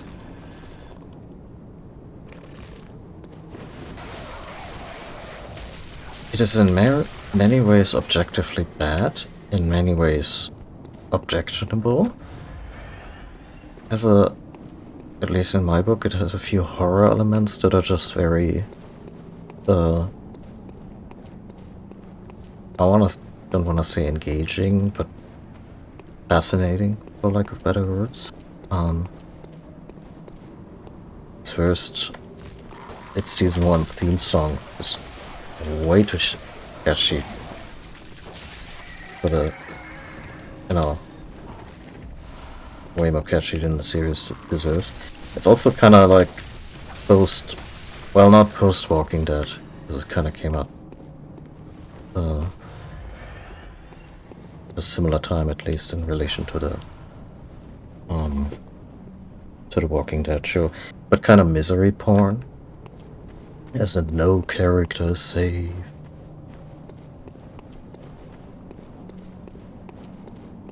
Yeah, there's a bunch of really cool ideas, but yeah, it is the guy who wrote it is, at the very least, he's very much a Japanese revisionist.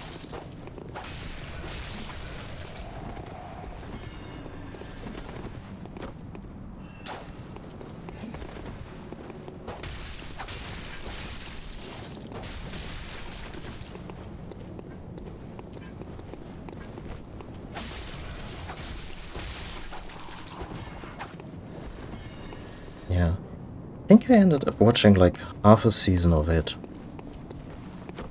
As in, that's about as far as I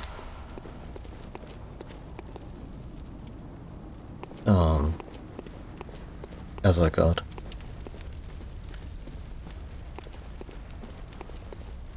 And then, like, the main character turns out that he can also turn into one of those titans, but a cooler one.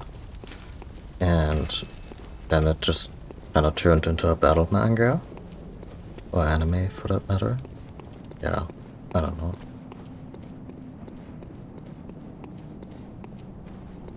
Ultimately, I found it way more interesting to read about it. There's a bunch of good video essays on.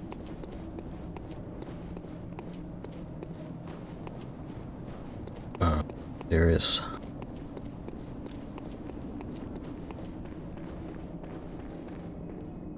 And I guess everyone's also still kind of holding their breath if the anime is gonna adapt the ending verbatim with all its problematic implications.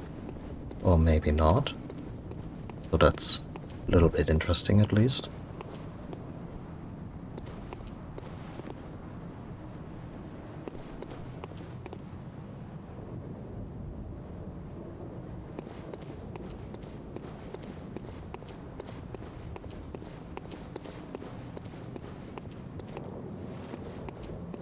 Yeah, it's a bit of a shame. Unlike Astral Chain, it wasn't necessarily a wanted to like, even when I was unaware of some of the creators. I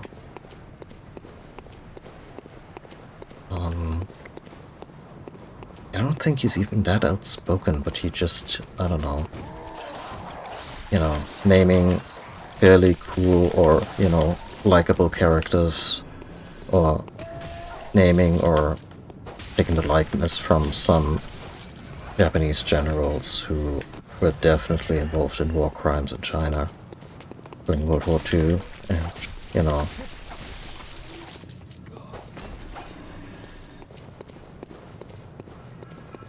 and also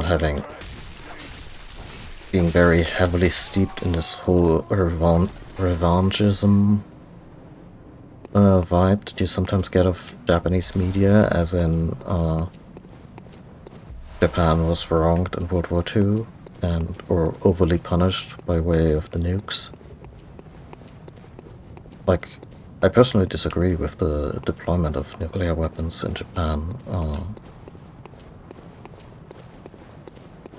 but it doesn't like completely negate what that country, like, what they did as an invading force in other countries.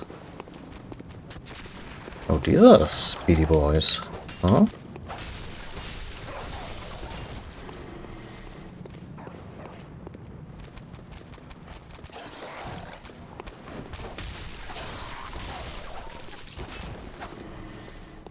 Oh yeah, no, also all the characters are infuriating.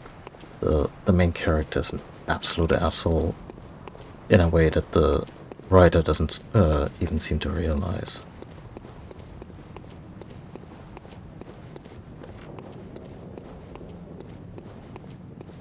Yeah, and the thing is, the oppressed, I mean, fuck it, let's spoil a bunch of Attack on Titan. It's about a nation that was kind of forced to, onto a larger island and into isolation after they did a whole bunch of bad shit during a war. Hint, hint. And then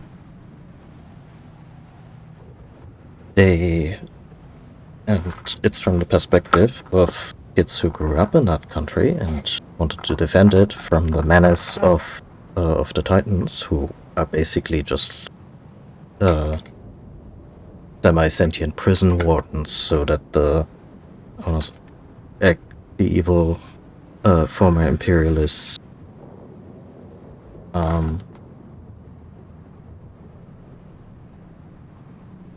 don't get too uppity again. Like, I don't know if it was a foreign force that condemned them to this, imprisonment, or if it was like one of their kings realizing what they were doing to the world and then did it himself. Something along the lines. And descendants of their people abroad are actually confined to ghettos and wear armbands that designate who they are. So you have a Japanese writer creating a country that is a thinly veiled allegory to post-war Japan, and then has the shitting temerity to also equalize the oppression of the Jews by the Nazis with the fate of said, post-war Japanese.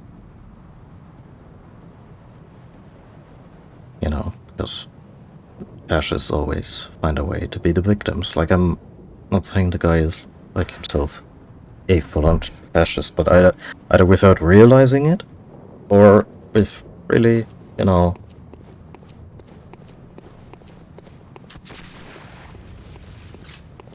monumentally confused historic references, that's what the guy kinda landed on.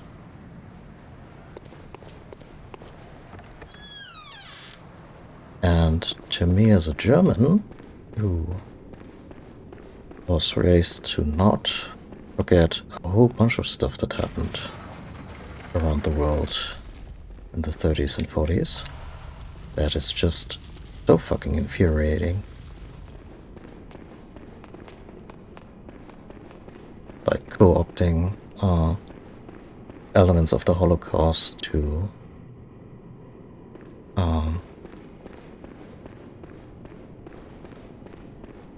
make a former Axis power sympathetic. That's a particular kind of fucked.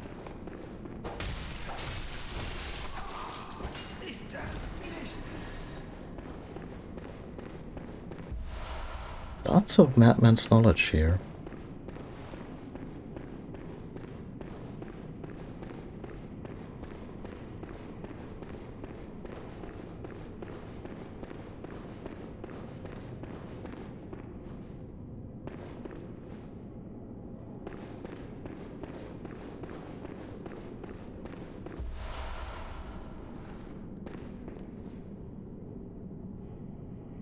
Oh.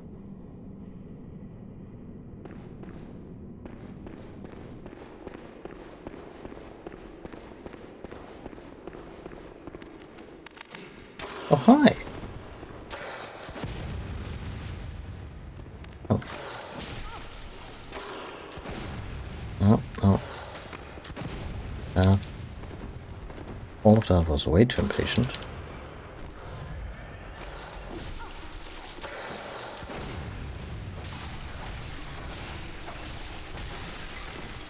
You've gotten fairly strong, huh?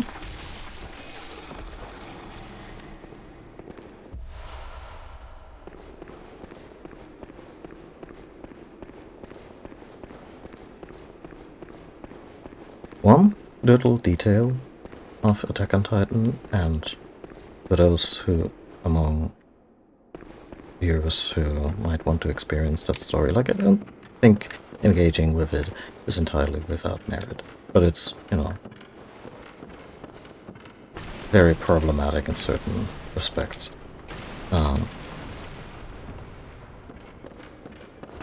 One little detail I always find hilarious is the idea just how do people transform into these titans? Just in terms of conversation, conservation of mass and all that. And it's explained. It is a single immortal girl existing on another plane of existence, building these bodies laboriously, slowly, out of sand. And since she kind of exists out of time, all the many Titan transformations in the game and throughout the history of that world were done by her, out of sand.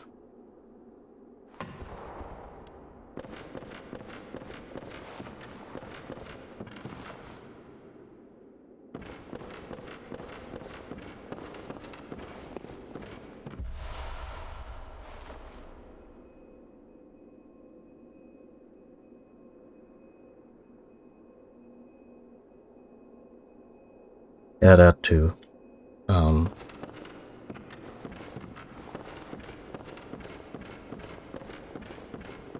Like, I'm not familiar with how, with specific examples vis-a-vis the Holocaust, as in, you know, the death camps built by the Nazis, but they are also just really reluctant to engage with the historic responsibility to not forget about all the massacres on mainland China and Korea.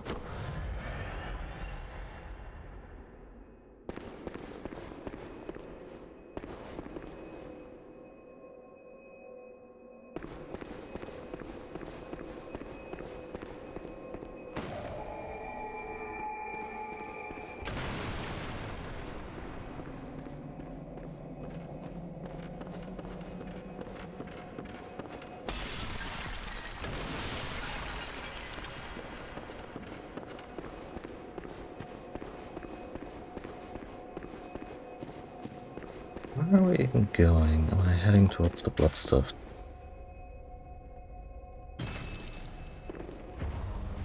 Oh, that was a sign on the door. Oldjanum or Swordjanum? Okay.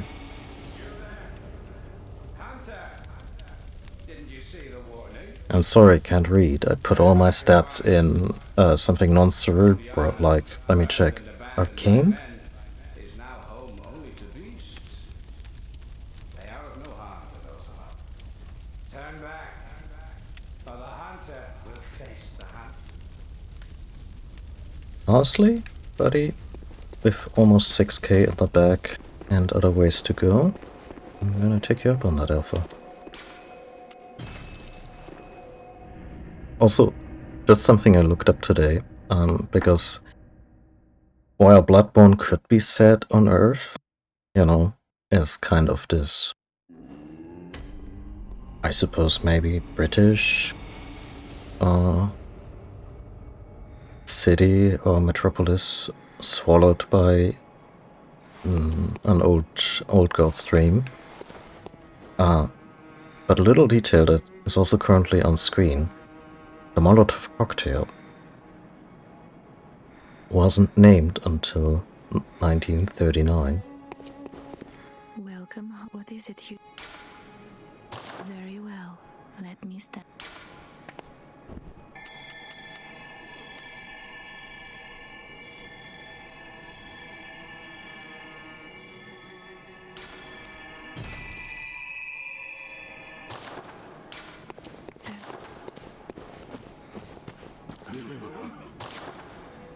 You mean a spear?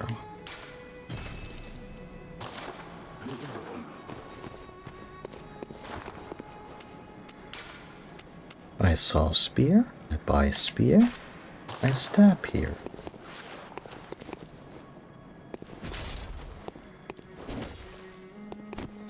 Oh, thank God, range.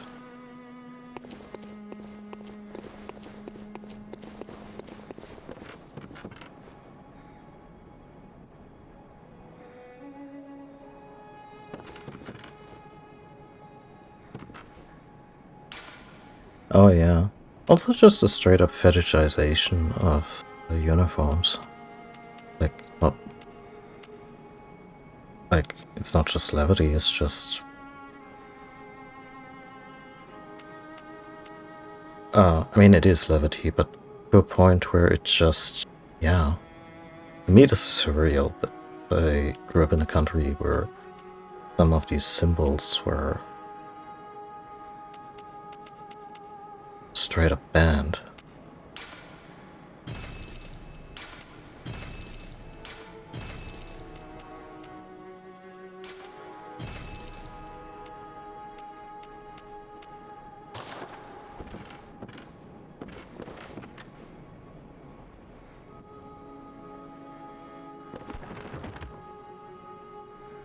Yeah, which is a shame because oh,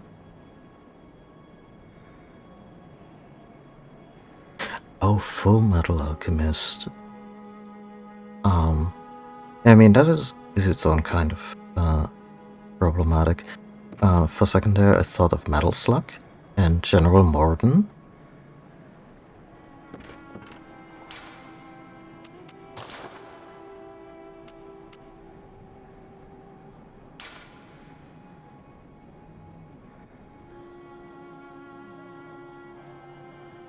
One just use a minuscule bonus to physical attacks.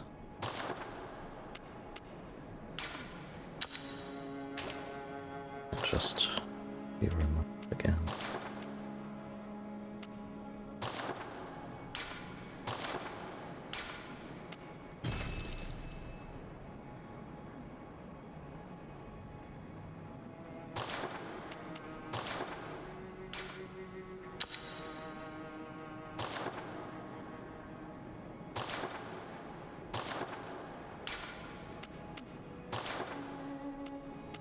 But yeah, in terms of using fascist stuff in a more campy or exaggerated way, like Metal Slug specifically would be more up my alley than the, you know, the kind of, not sure I want to call it Nazi chic, but all the very German looking and sounding and in terms of that, in terms of who the bad guys turn out to be behaving kind of way that Full Metal Alchemist has. It doesn't need anything of that. Like Bradley didn't have to be called Führer for us to eventually realize, oh yeah, no, this guy is bad news. Especially since he turns out to be, I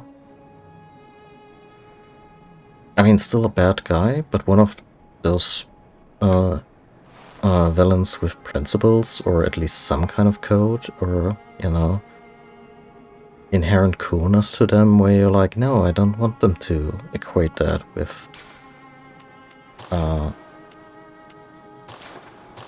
real life fascism, because those guys were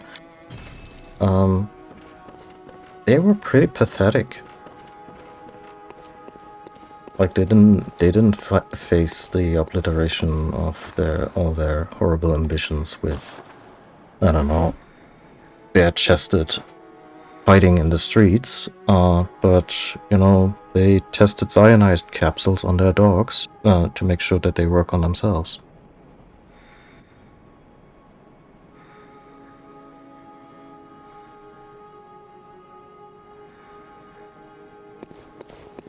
Welcome. What is it here? Yeah. Very Recent well. example, Stand close. not an anime, but in that avenue is, I think the Sandman Netflix show was pretty good. But one change that was flat out unnecessary was when they gave Dr. Destiny in the first season the motivation that he really had it in for people lying, though his mind was really warped and, you know, very specific about any kind of untruth or anything was, you know,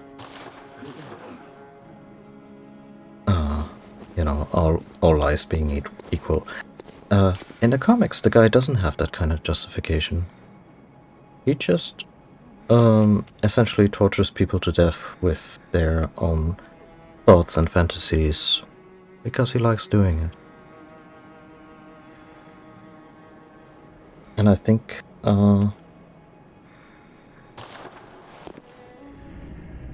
not every villain needs a sympathetic motivation.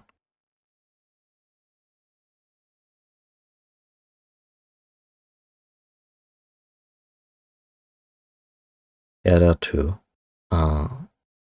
That's another thing that the Sandman stories did really well. Also in the first season of the Netflix show, but also in the early run of the comics.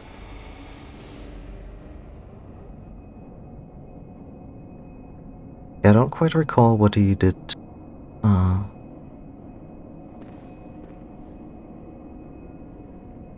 Yeah, Morpheus is his own can of worms, but I do like that Morpheus is kind of dense when it comes to the human experience and morality in itself. Like, I think this is also very intentional on part of Neil Gaiman. That Morpheus is very up his own ass about a lot of things.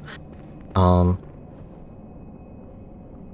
was I going to be? Yeah, the serial convention where he takes away all those serial killers, where he takes away their justifications, like anything they have, you know, neatly arranged for themselves in their minds for why they do it, their grand purposes, and he is just like, no, it's all bullshit, you're killing people in horrible, horrible ways. There's no justifying this, and now I'm taking away your ability to rationalize it. And that was, as far as comeuppances goes, this was one for the ages.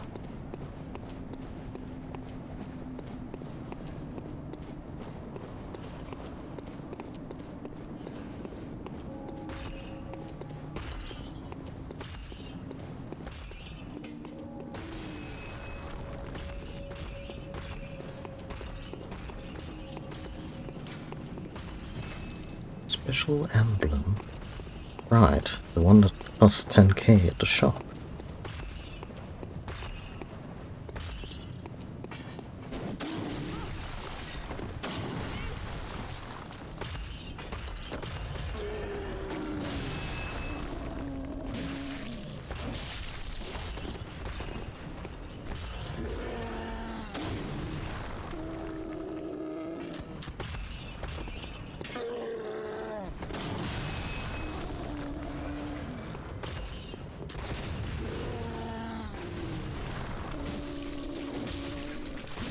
Yeah, like it's a very small shift. Of course, it's monumental for those respective characters. I think a few of them just straight up look onto their own heads after that. But yeah, it's one of those disturbing little concepts that Gaiman is really good with. Alan Moore too. Grant Morrison, when he's in good form.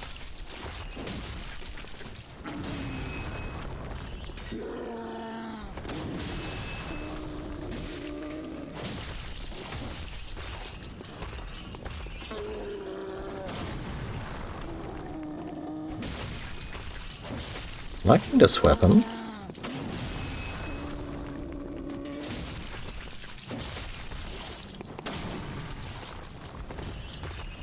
Complements the speedy playstyle I wanted out of this. And we get a bloodstone shard, that's nice. Yeah, I think the buttons in Coraline are also one of those examples. Like, it's not so innocuous.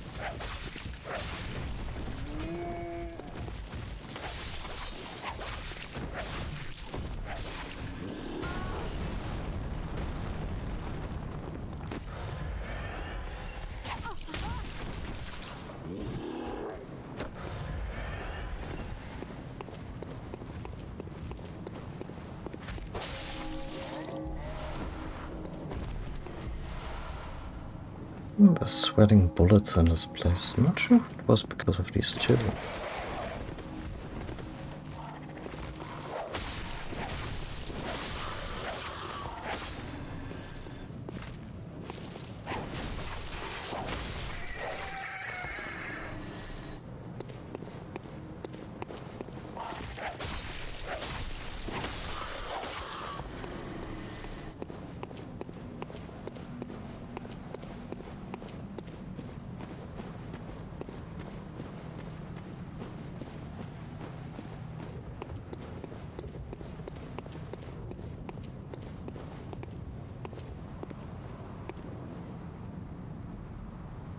Well, fucked, but it's home, I guess. That Castle Canehurst? Has to be, right?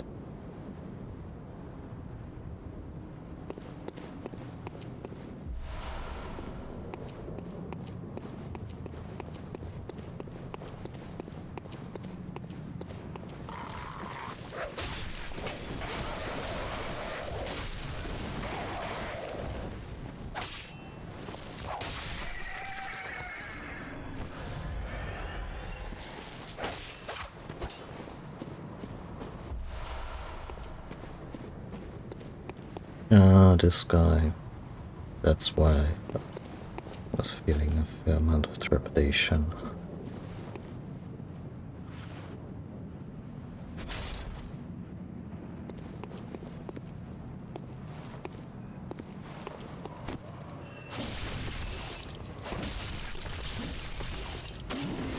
I'm sure it's fine. I'm sure this thing doesn't have range.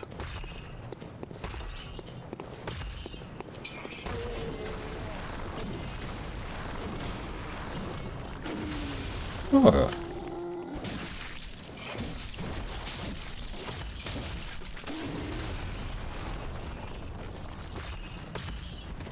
Oh god.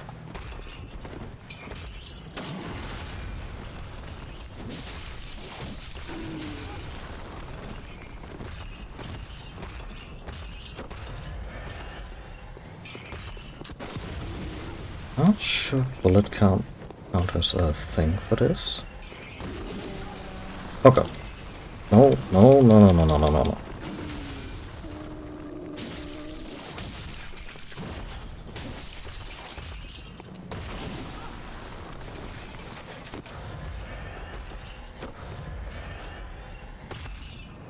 Yeah, absolutely. The one time you wish they just took their ball and went home.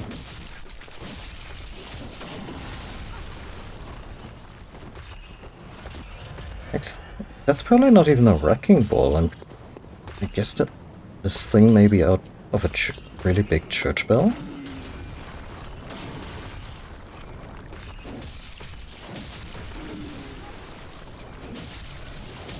Come on, drop.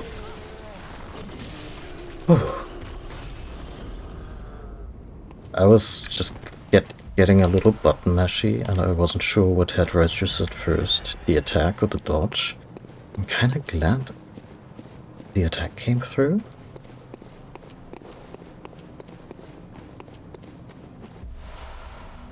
They really want me to upgrade my kit by now.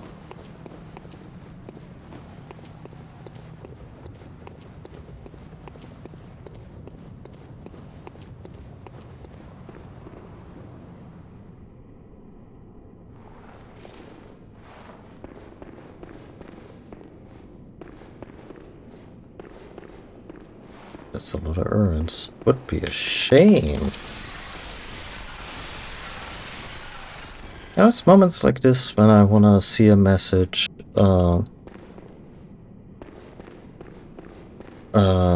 like Urn Custodian Hernando has invaded.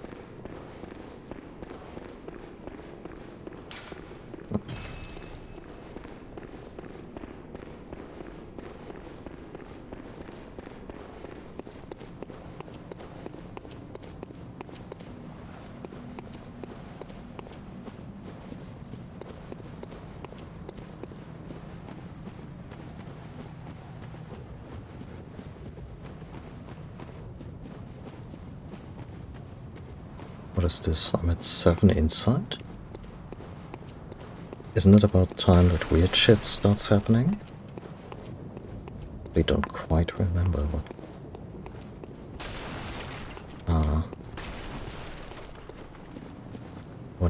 what the precise effects are, but... I guess we'll see.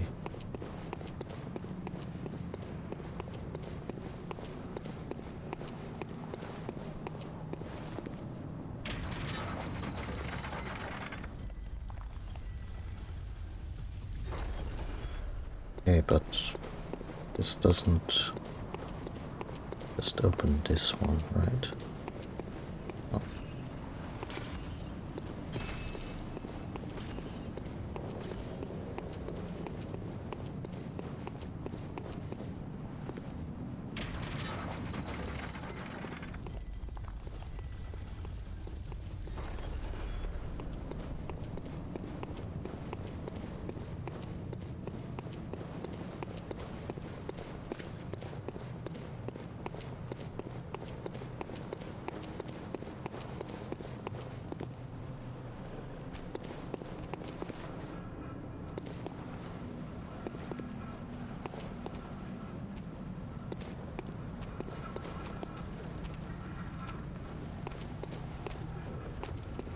mean, it's not just the Koopas who get victimized by Link on the regular.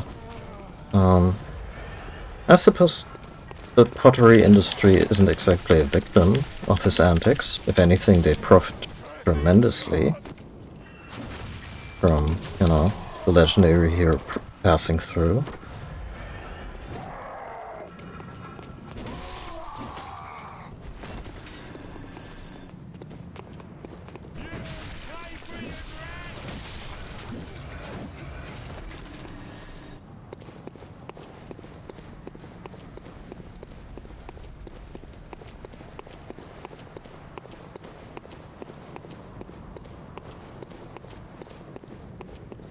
I think there may also be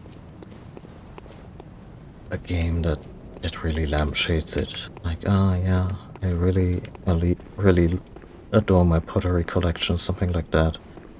I think I saw it in our Loading Ready Run stream where and Heather was playing it, and with that particular grin of hers, she was just winding up to completely wreck.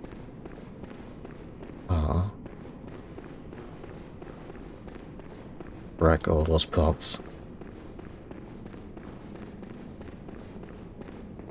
Yeah, ulti on them.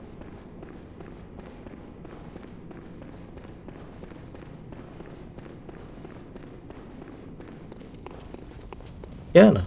A restitution or something.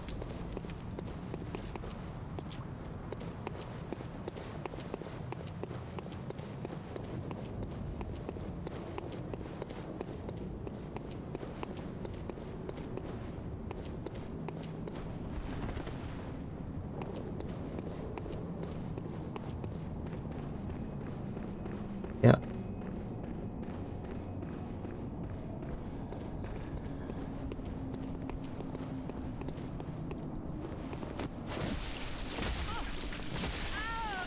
Oh wow, that was... I mean, I know that there's Let's Pack a Punch, but still.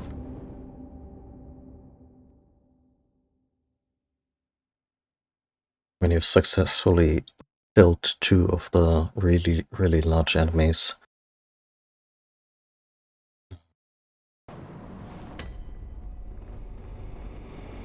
Like, easy to get carried away. Where's my stuff? You have my stuff. Fuck.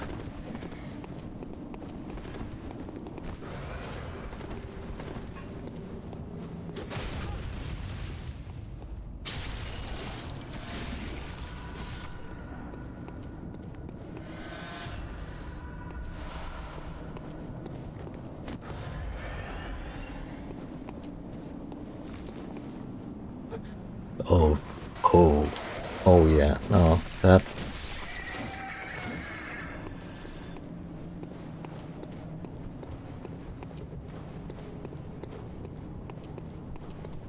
That would really work. Oh dear.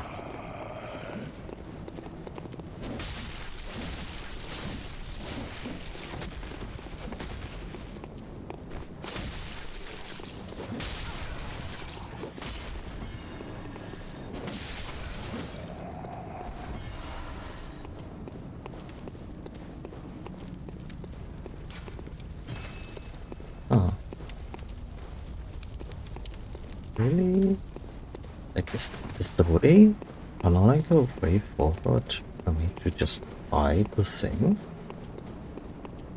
I mean, I guess I could also do Old Yharnam, but that place honks. You get shot at a lot.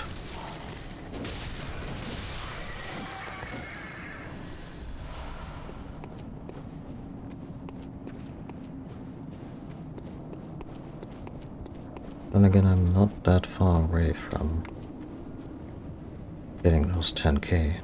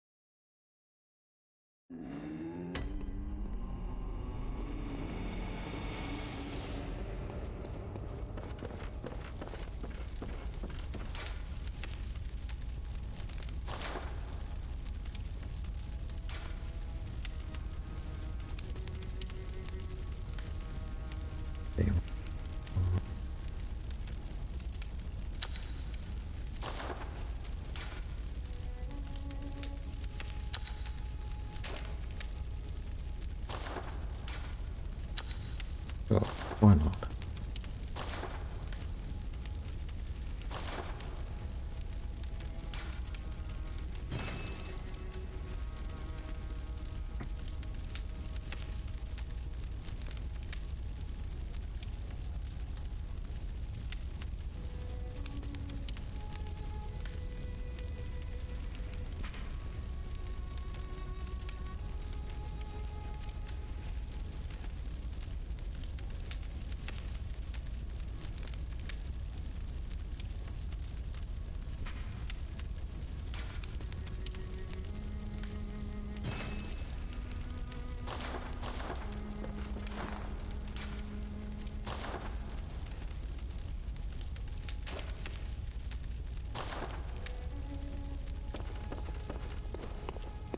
In terms of timing, I found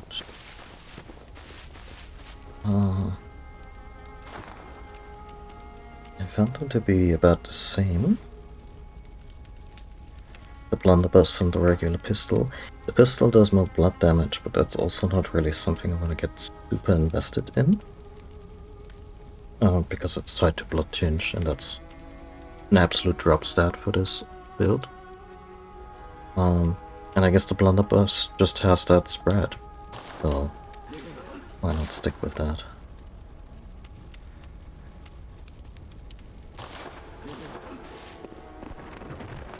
What does that mean? I can just... We'll need a certain kind of gem.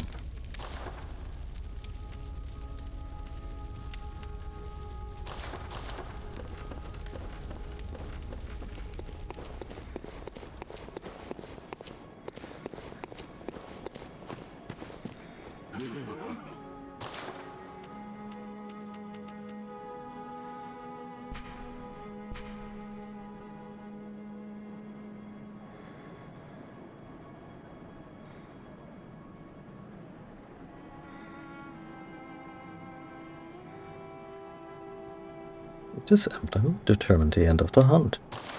So we're just gonna wave a white handkerchief, and then all the hunters still out there are just gonna go, oh, yeah, I guess we're done.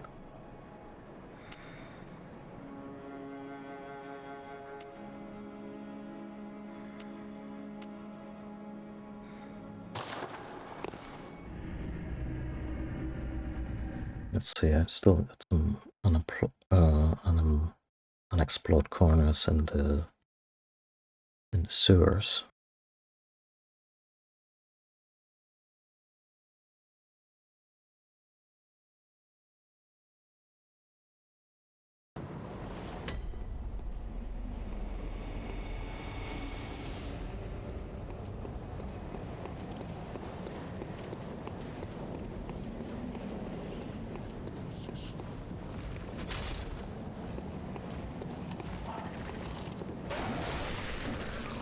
Love it.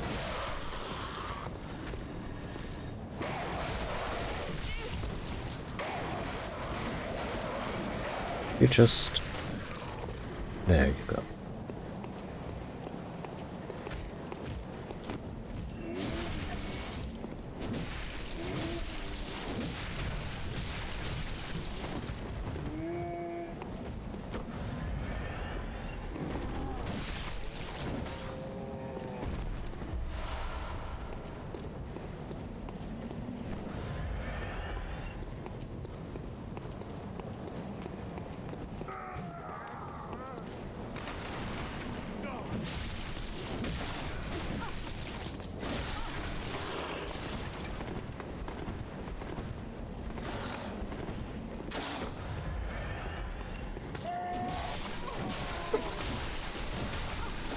Well, reminds me a little while ago, I was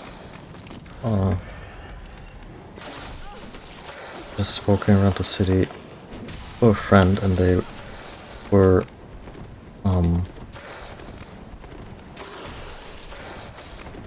rolling a cigarette,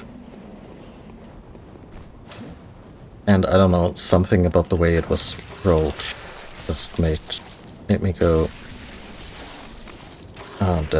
that regular tobacco, or is there is a little weed in there. And they went without missing a beat. No, why? Do you have some? And for some reason that comeback just really made me chuckle.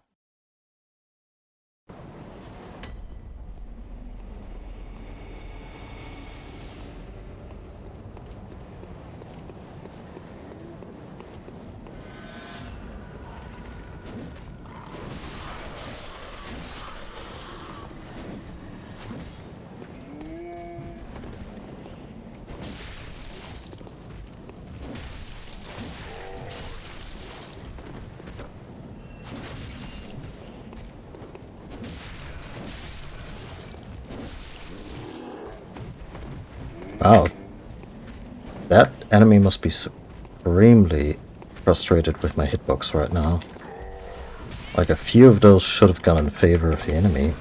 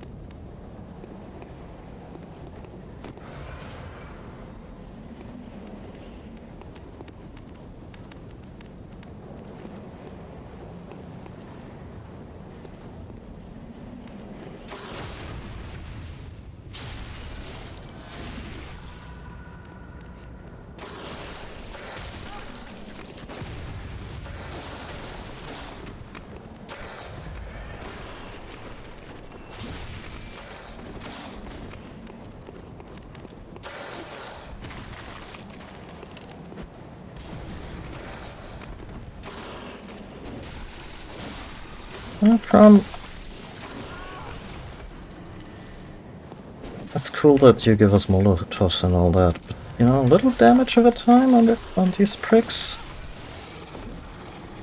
When we literally set their furry hides on fire. I'd appreciate that.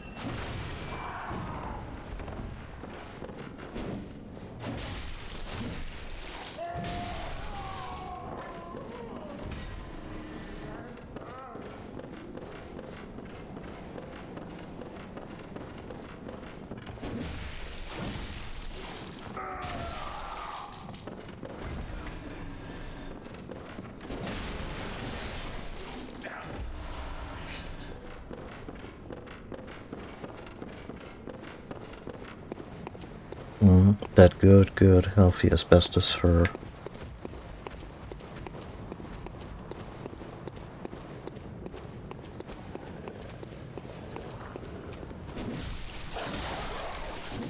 And now I'm realizing why the game has suddenly started to have that beautiful, slightly surreal look. Our fight with Gascoigne advanced time, and now it's twilight.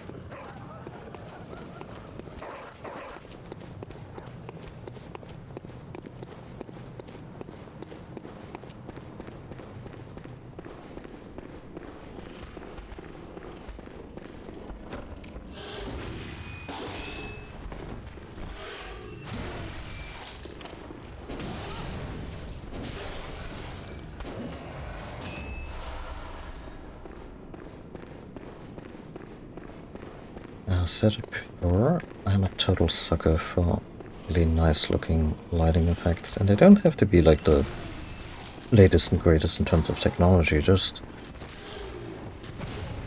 be strong in terms of atmosphere. Twilight Princess really deserved its name. I remember Legacy of Kain Defiance looking way better than it had any right to as a PlayStation 2 game.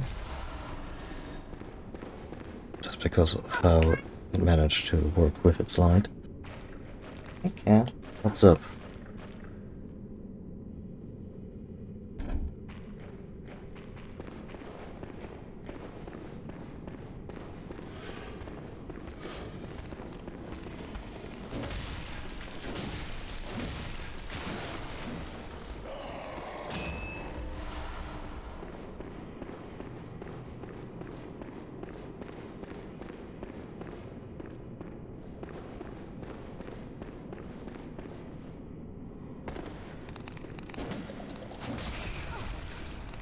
Those are some very excitable rodents.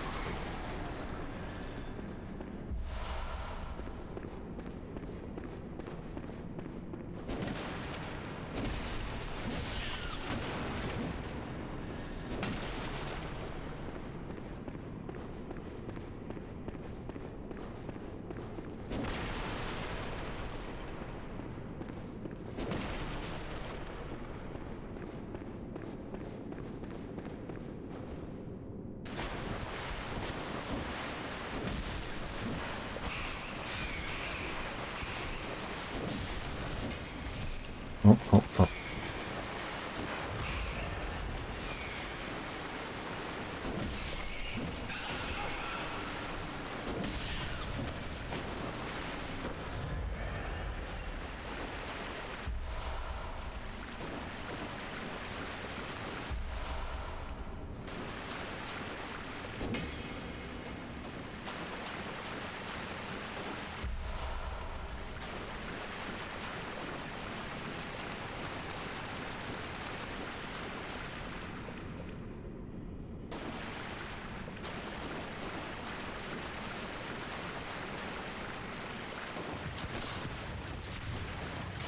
Yeah, it has a very, like it has the hallmarks of a good Soulsborne death march. Like,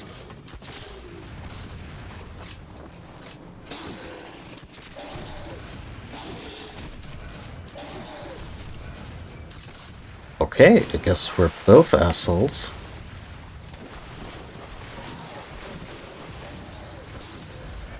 Come on.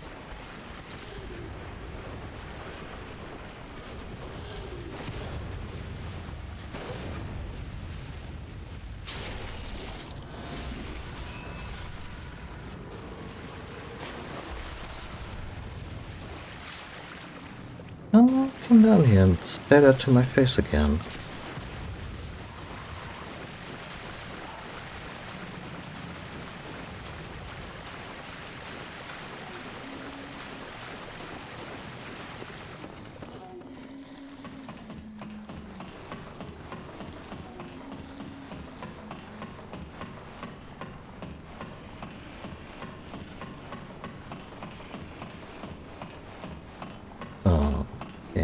Okay, we still got business over there. Yeah.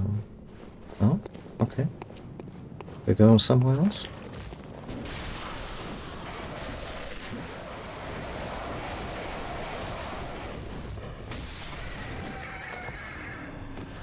Back to death. Which can mean very different things depending on the spelling.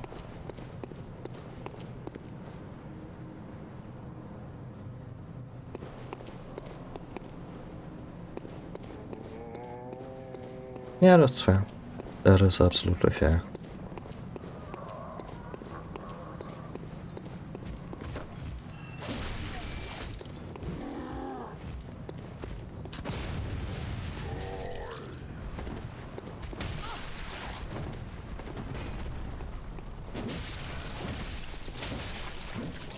Damn. Our little spear is really delivering.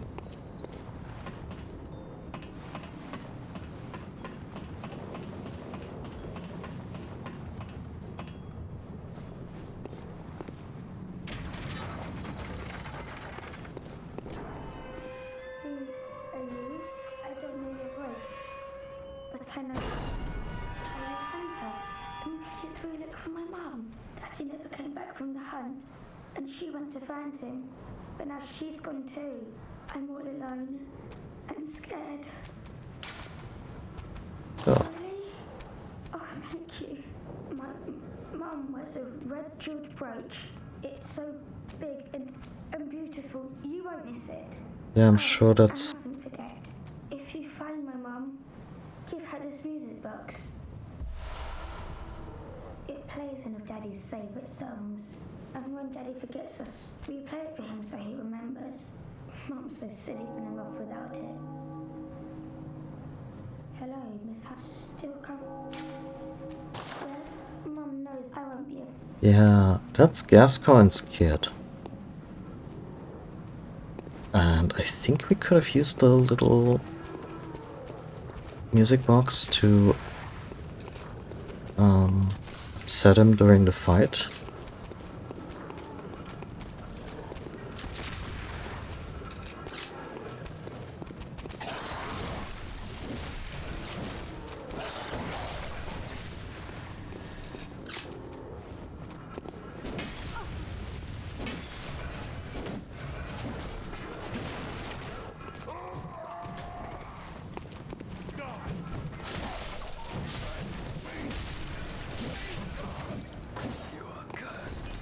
They swing a mummy at you and it's just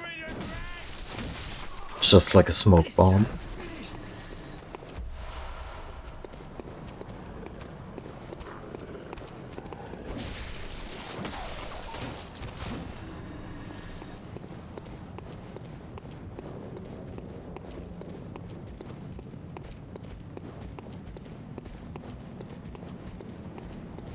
That brings us back to the...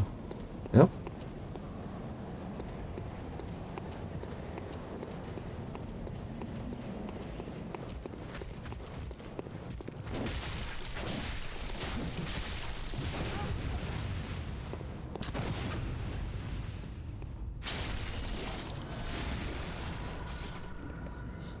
I think our character is really getting into the swing of things.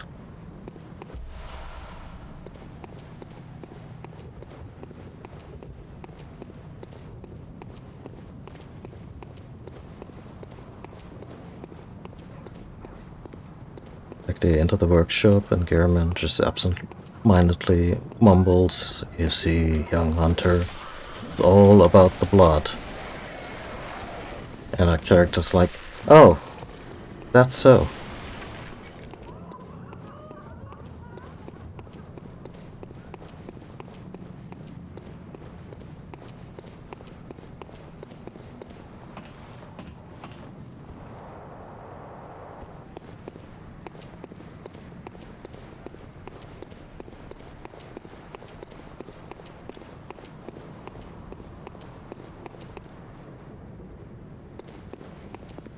Make that one, right? Maybe with more health. God damn it. That was stupid.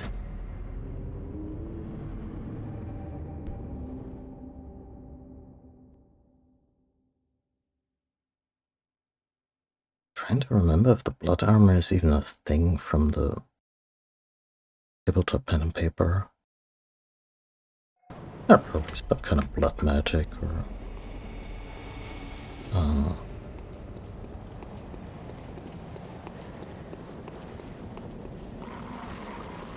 Chimiska Asamite thing.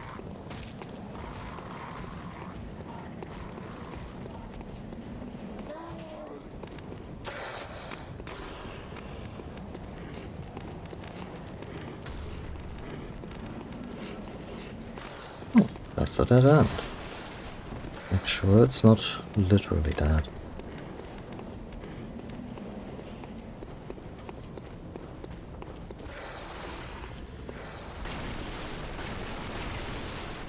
Ah, no.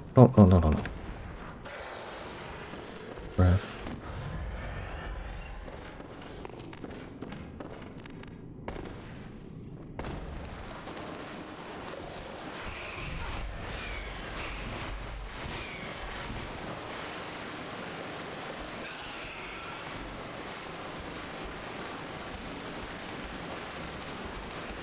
Everything is fine.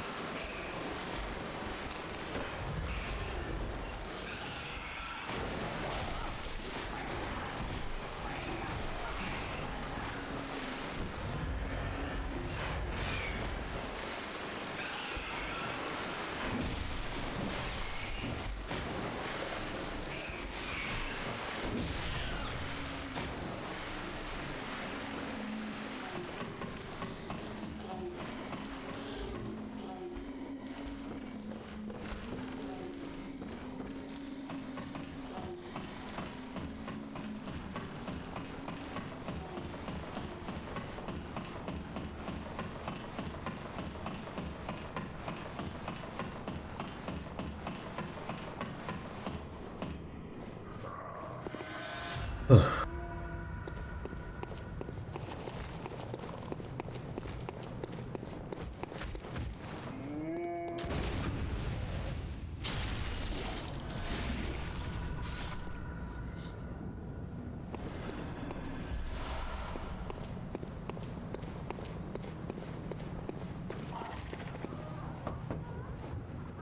outsider, trying to fool me to open this door. Heavens, the depths of depravity. Wretched outsider, trying to... Heavens.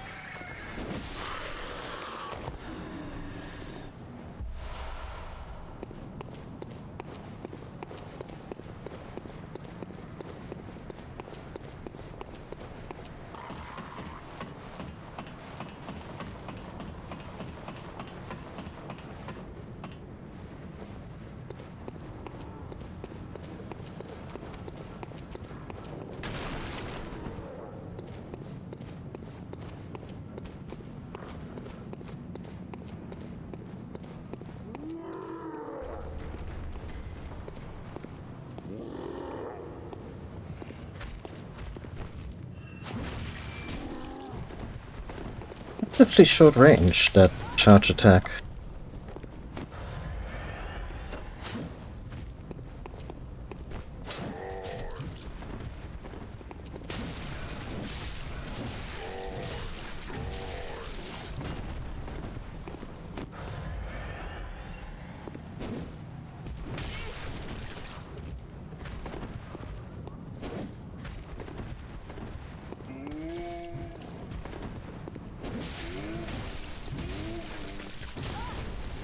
Oh. Well, this one's easy enough to reach.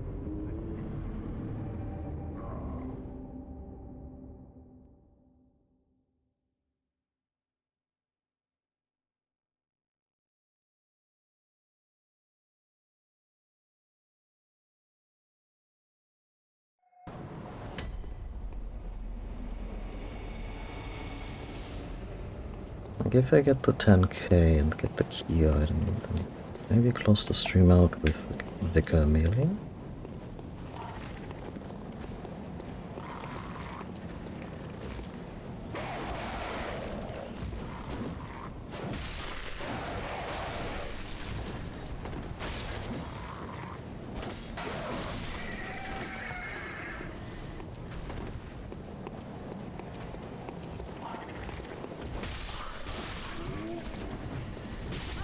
This one's extra spicy, huh?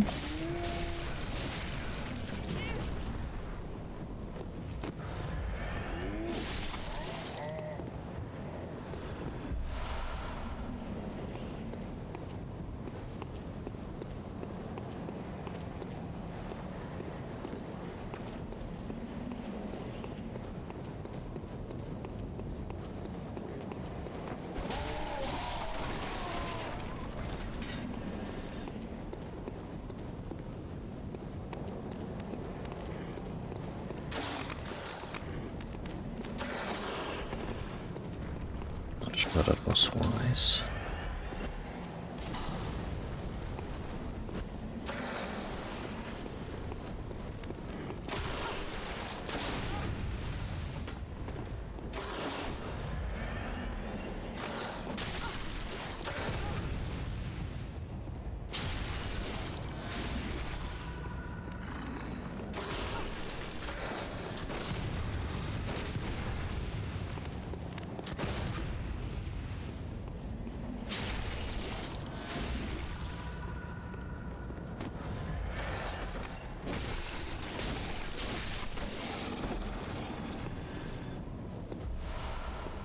The sheer blood-curdling panic these things used to induce in me, just by being, you know, there.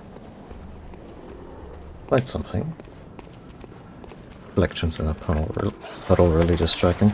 Yeah, I really dislike it when reflections kinda share traits of like item highlights.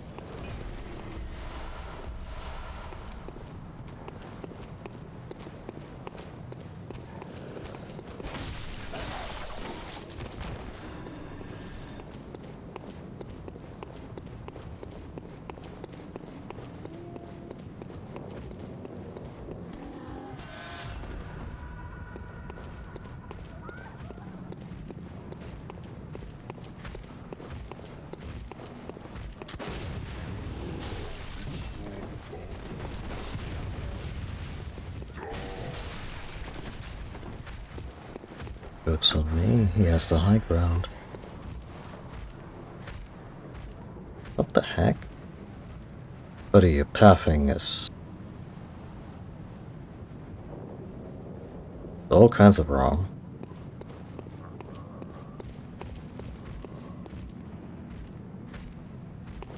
Okay, if you wanna pursue a career in liberal arts, that's... No? Okay.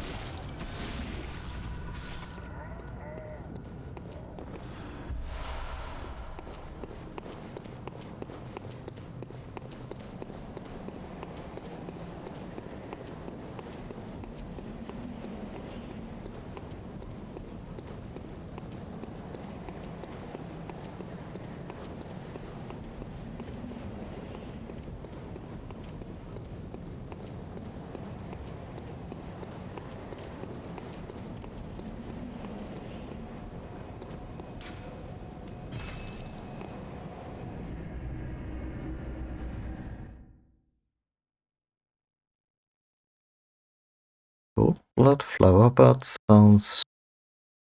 I'll say that's a Discworld character.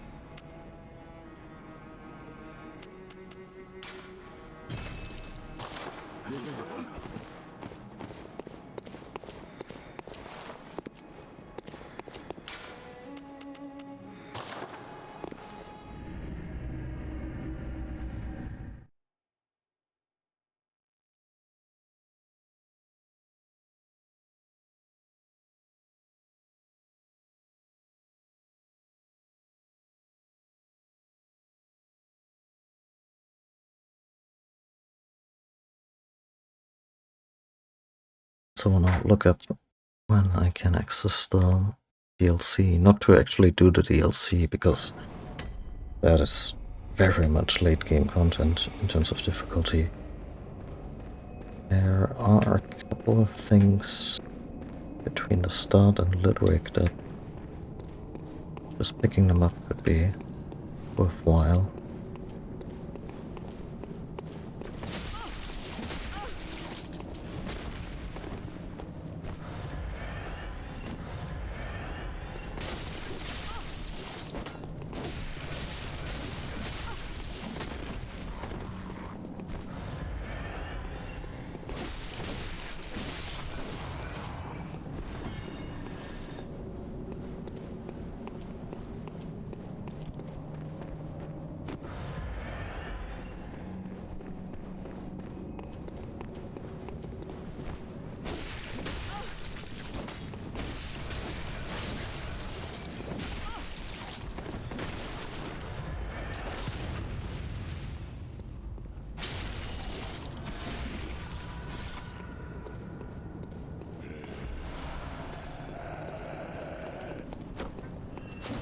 Yep, deceptively short for such a long weapon.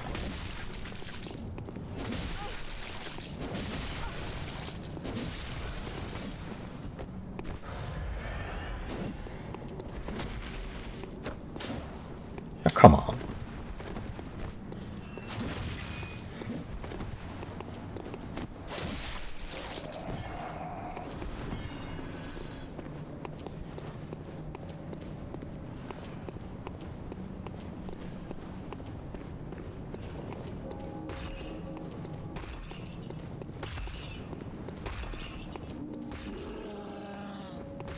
No need to get involved, buddy. I'm just here. Slowly waiting for this heat to rise. Okay, here we go. Nothing bad is gonna happen here, except two of these assholes, of course. Of my life.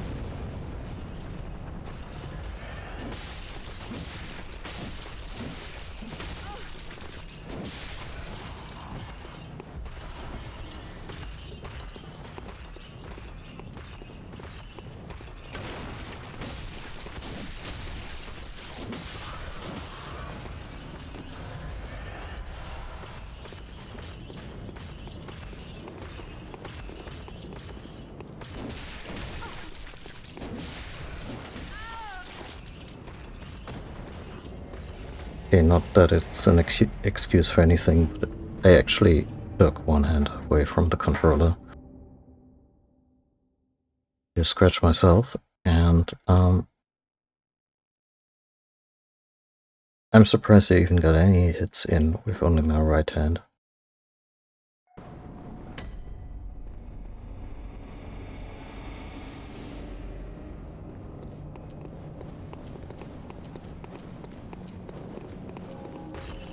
Sorry, going through.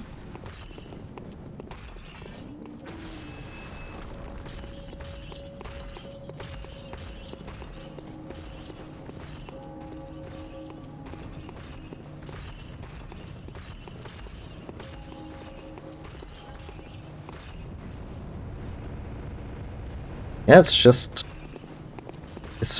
short range all around in this game. I mean, to be fair, this is the one where they wanted us to do shit like this. Like when you're locked onto an enemy, you don't even roll forward. No, you glide like the fucking action hero you are.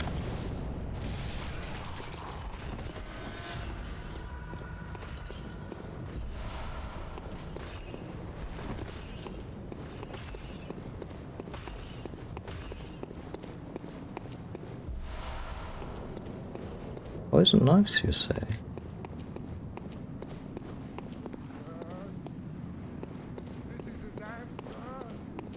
You're not from around here, are you? Well, an outsider who's come to join the hunt? What a pathetic idea. You what? What, you think I'm a beast? Well, maybe I think you're a beast. And step away from my castle. Your mom was a beast last night, let me tell you that. What, you think this is funny? Well, I certainly don't, so be gone with you. I'll have nothing to do with your beast sons. Oh, enough with you already. Oh, enough with you.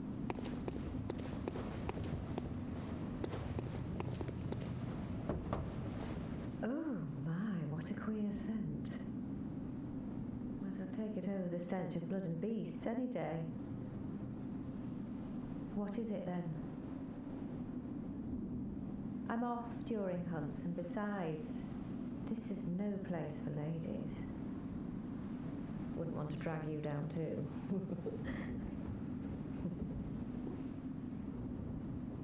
Well, that's the working girl I mentioned. I'm off during hunts, and besides...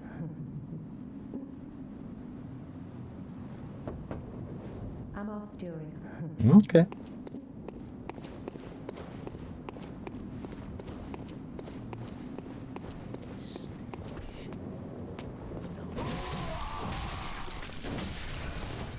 For a second there I was wondering if the guy was like, hey, wanna buy some poison knives?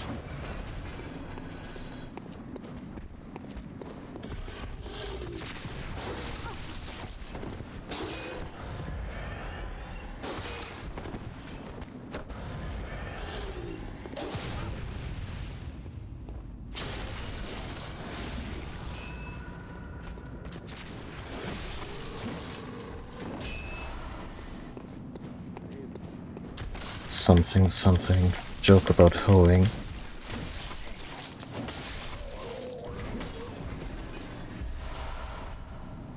Huh.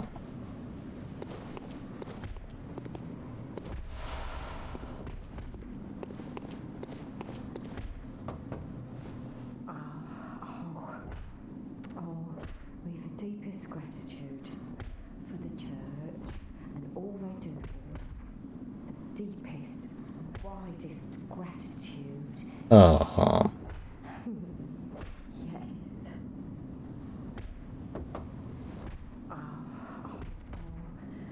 Deep. Yes.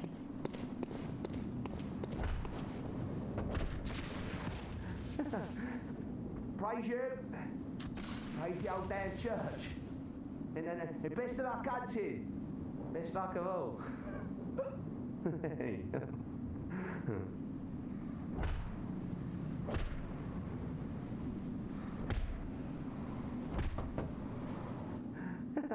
Praise you. And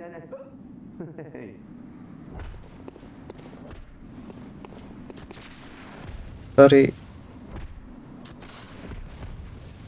If you're gonna spend the hunt locked up, drunk, and manhandling the ham candle, sure, but if it sounds like that, maybe give it a rest for a few.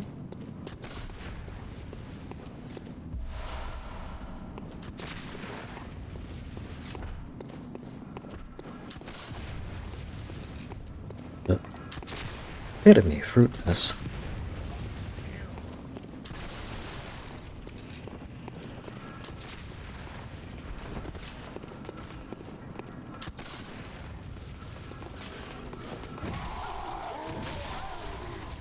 Oh wow. Yeah, well, those 3 lads all at once, that will do it.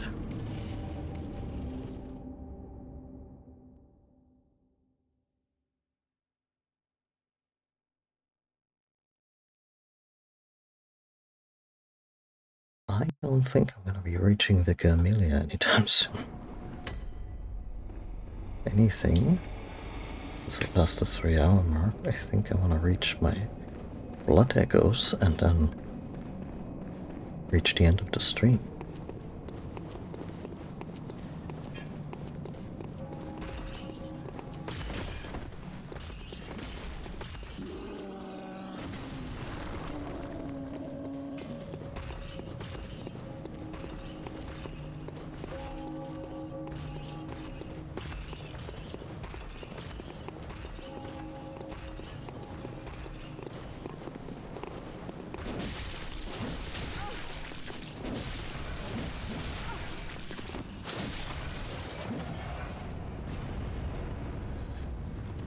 Okay.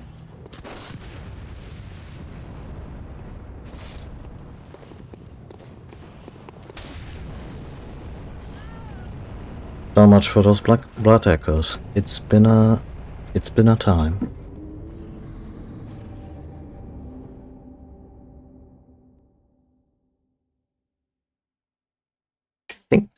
I think 3 hunters and a beast.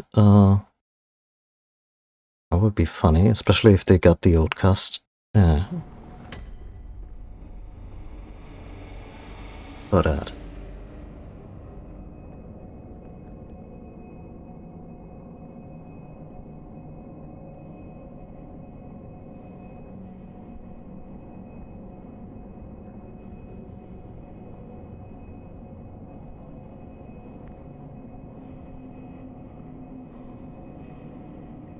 Then again, nah. Tom Selleck has, I had forgotten about Tom Selleck having been in Blue Bloods and being an NRA nutter. Nah, so let's can that idea. Anyway, thank you for watching. As usual, if you wanna see more of my stuff, my VODs tend to go up on YouTube before they expire here on Twitch. If you want to be notified when I go online, you can follow me here on Twitch or over on Mastodon. And if you want to support the stream, you can do so over at Ko-fi.com. Alright, thanks for watching. Bloodborne continues to be a blast, and this seems to be a fairly, by far more successful session and the first one. I'm glad I found my footing and making some good progress. And yeah, everyone take care, and I'll see you next time. Probably tomorrow? Yeah, that sounds about right. Yeah, goodbye.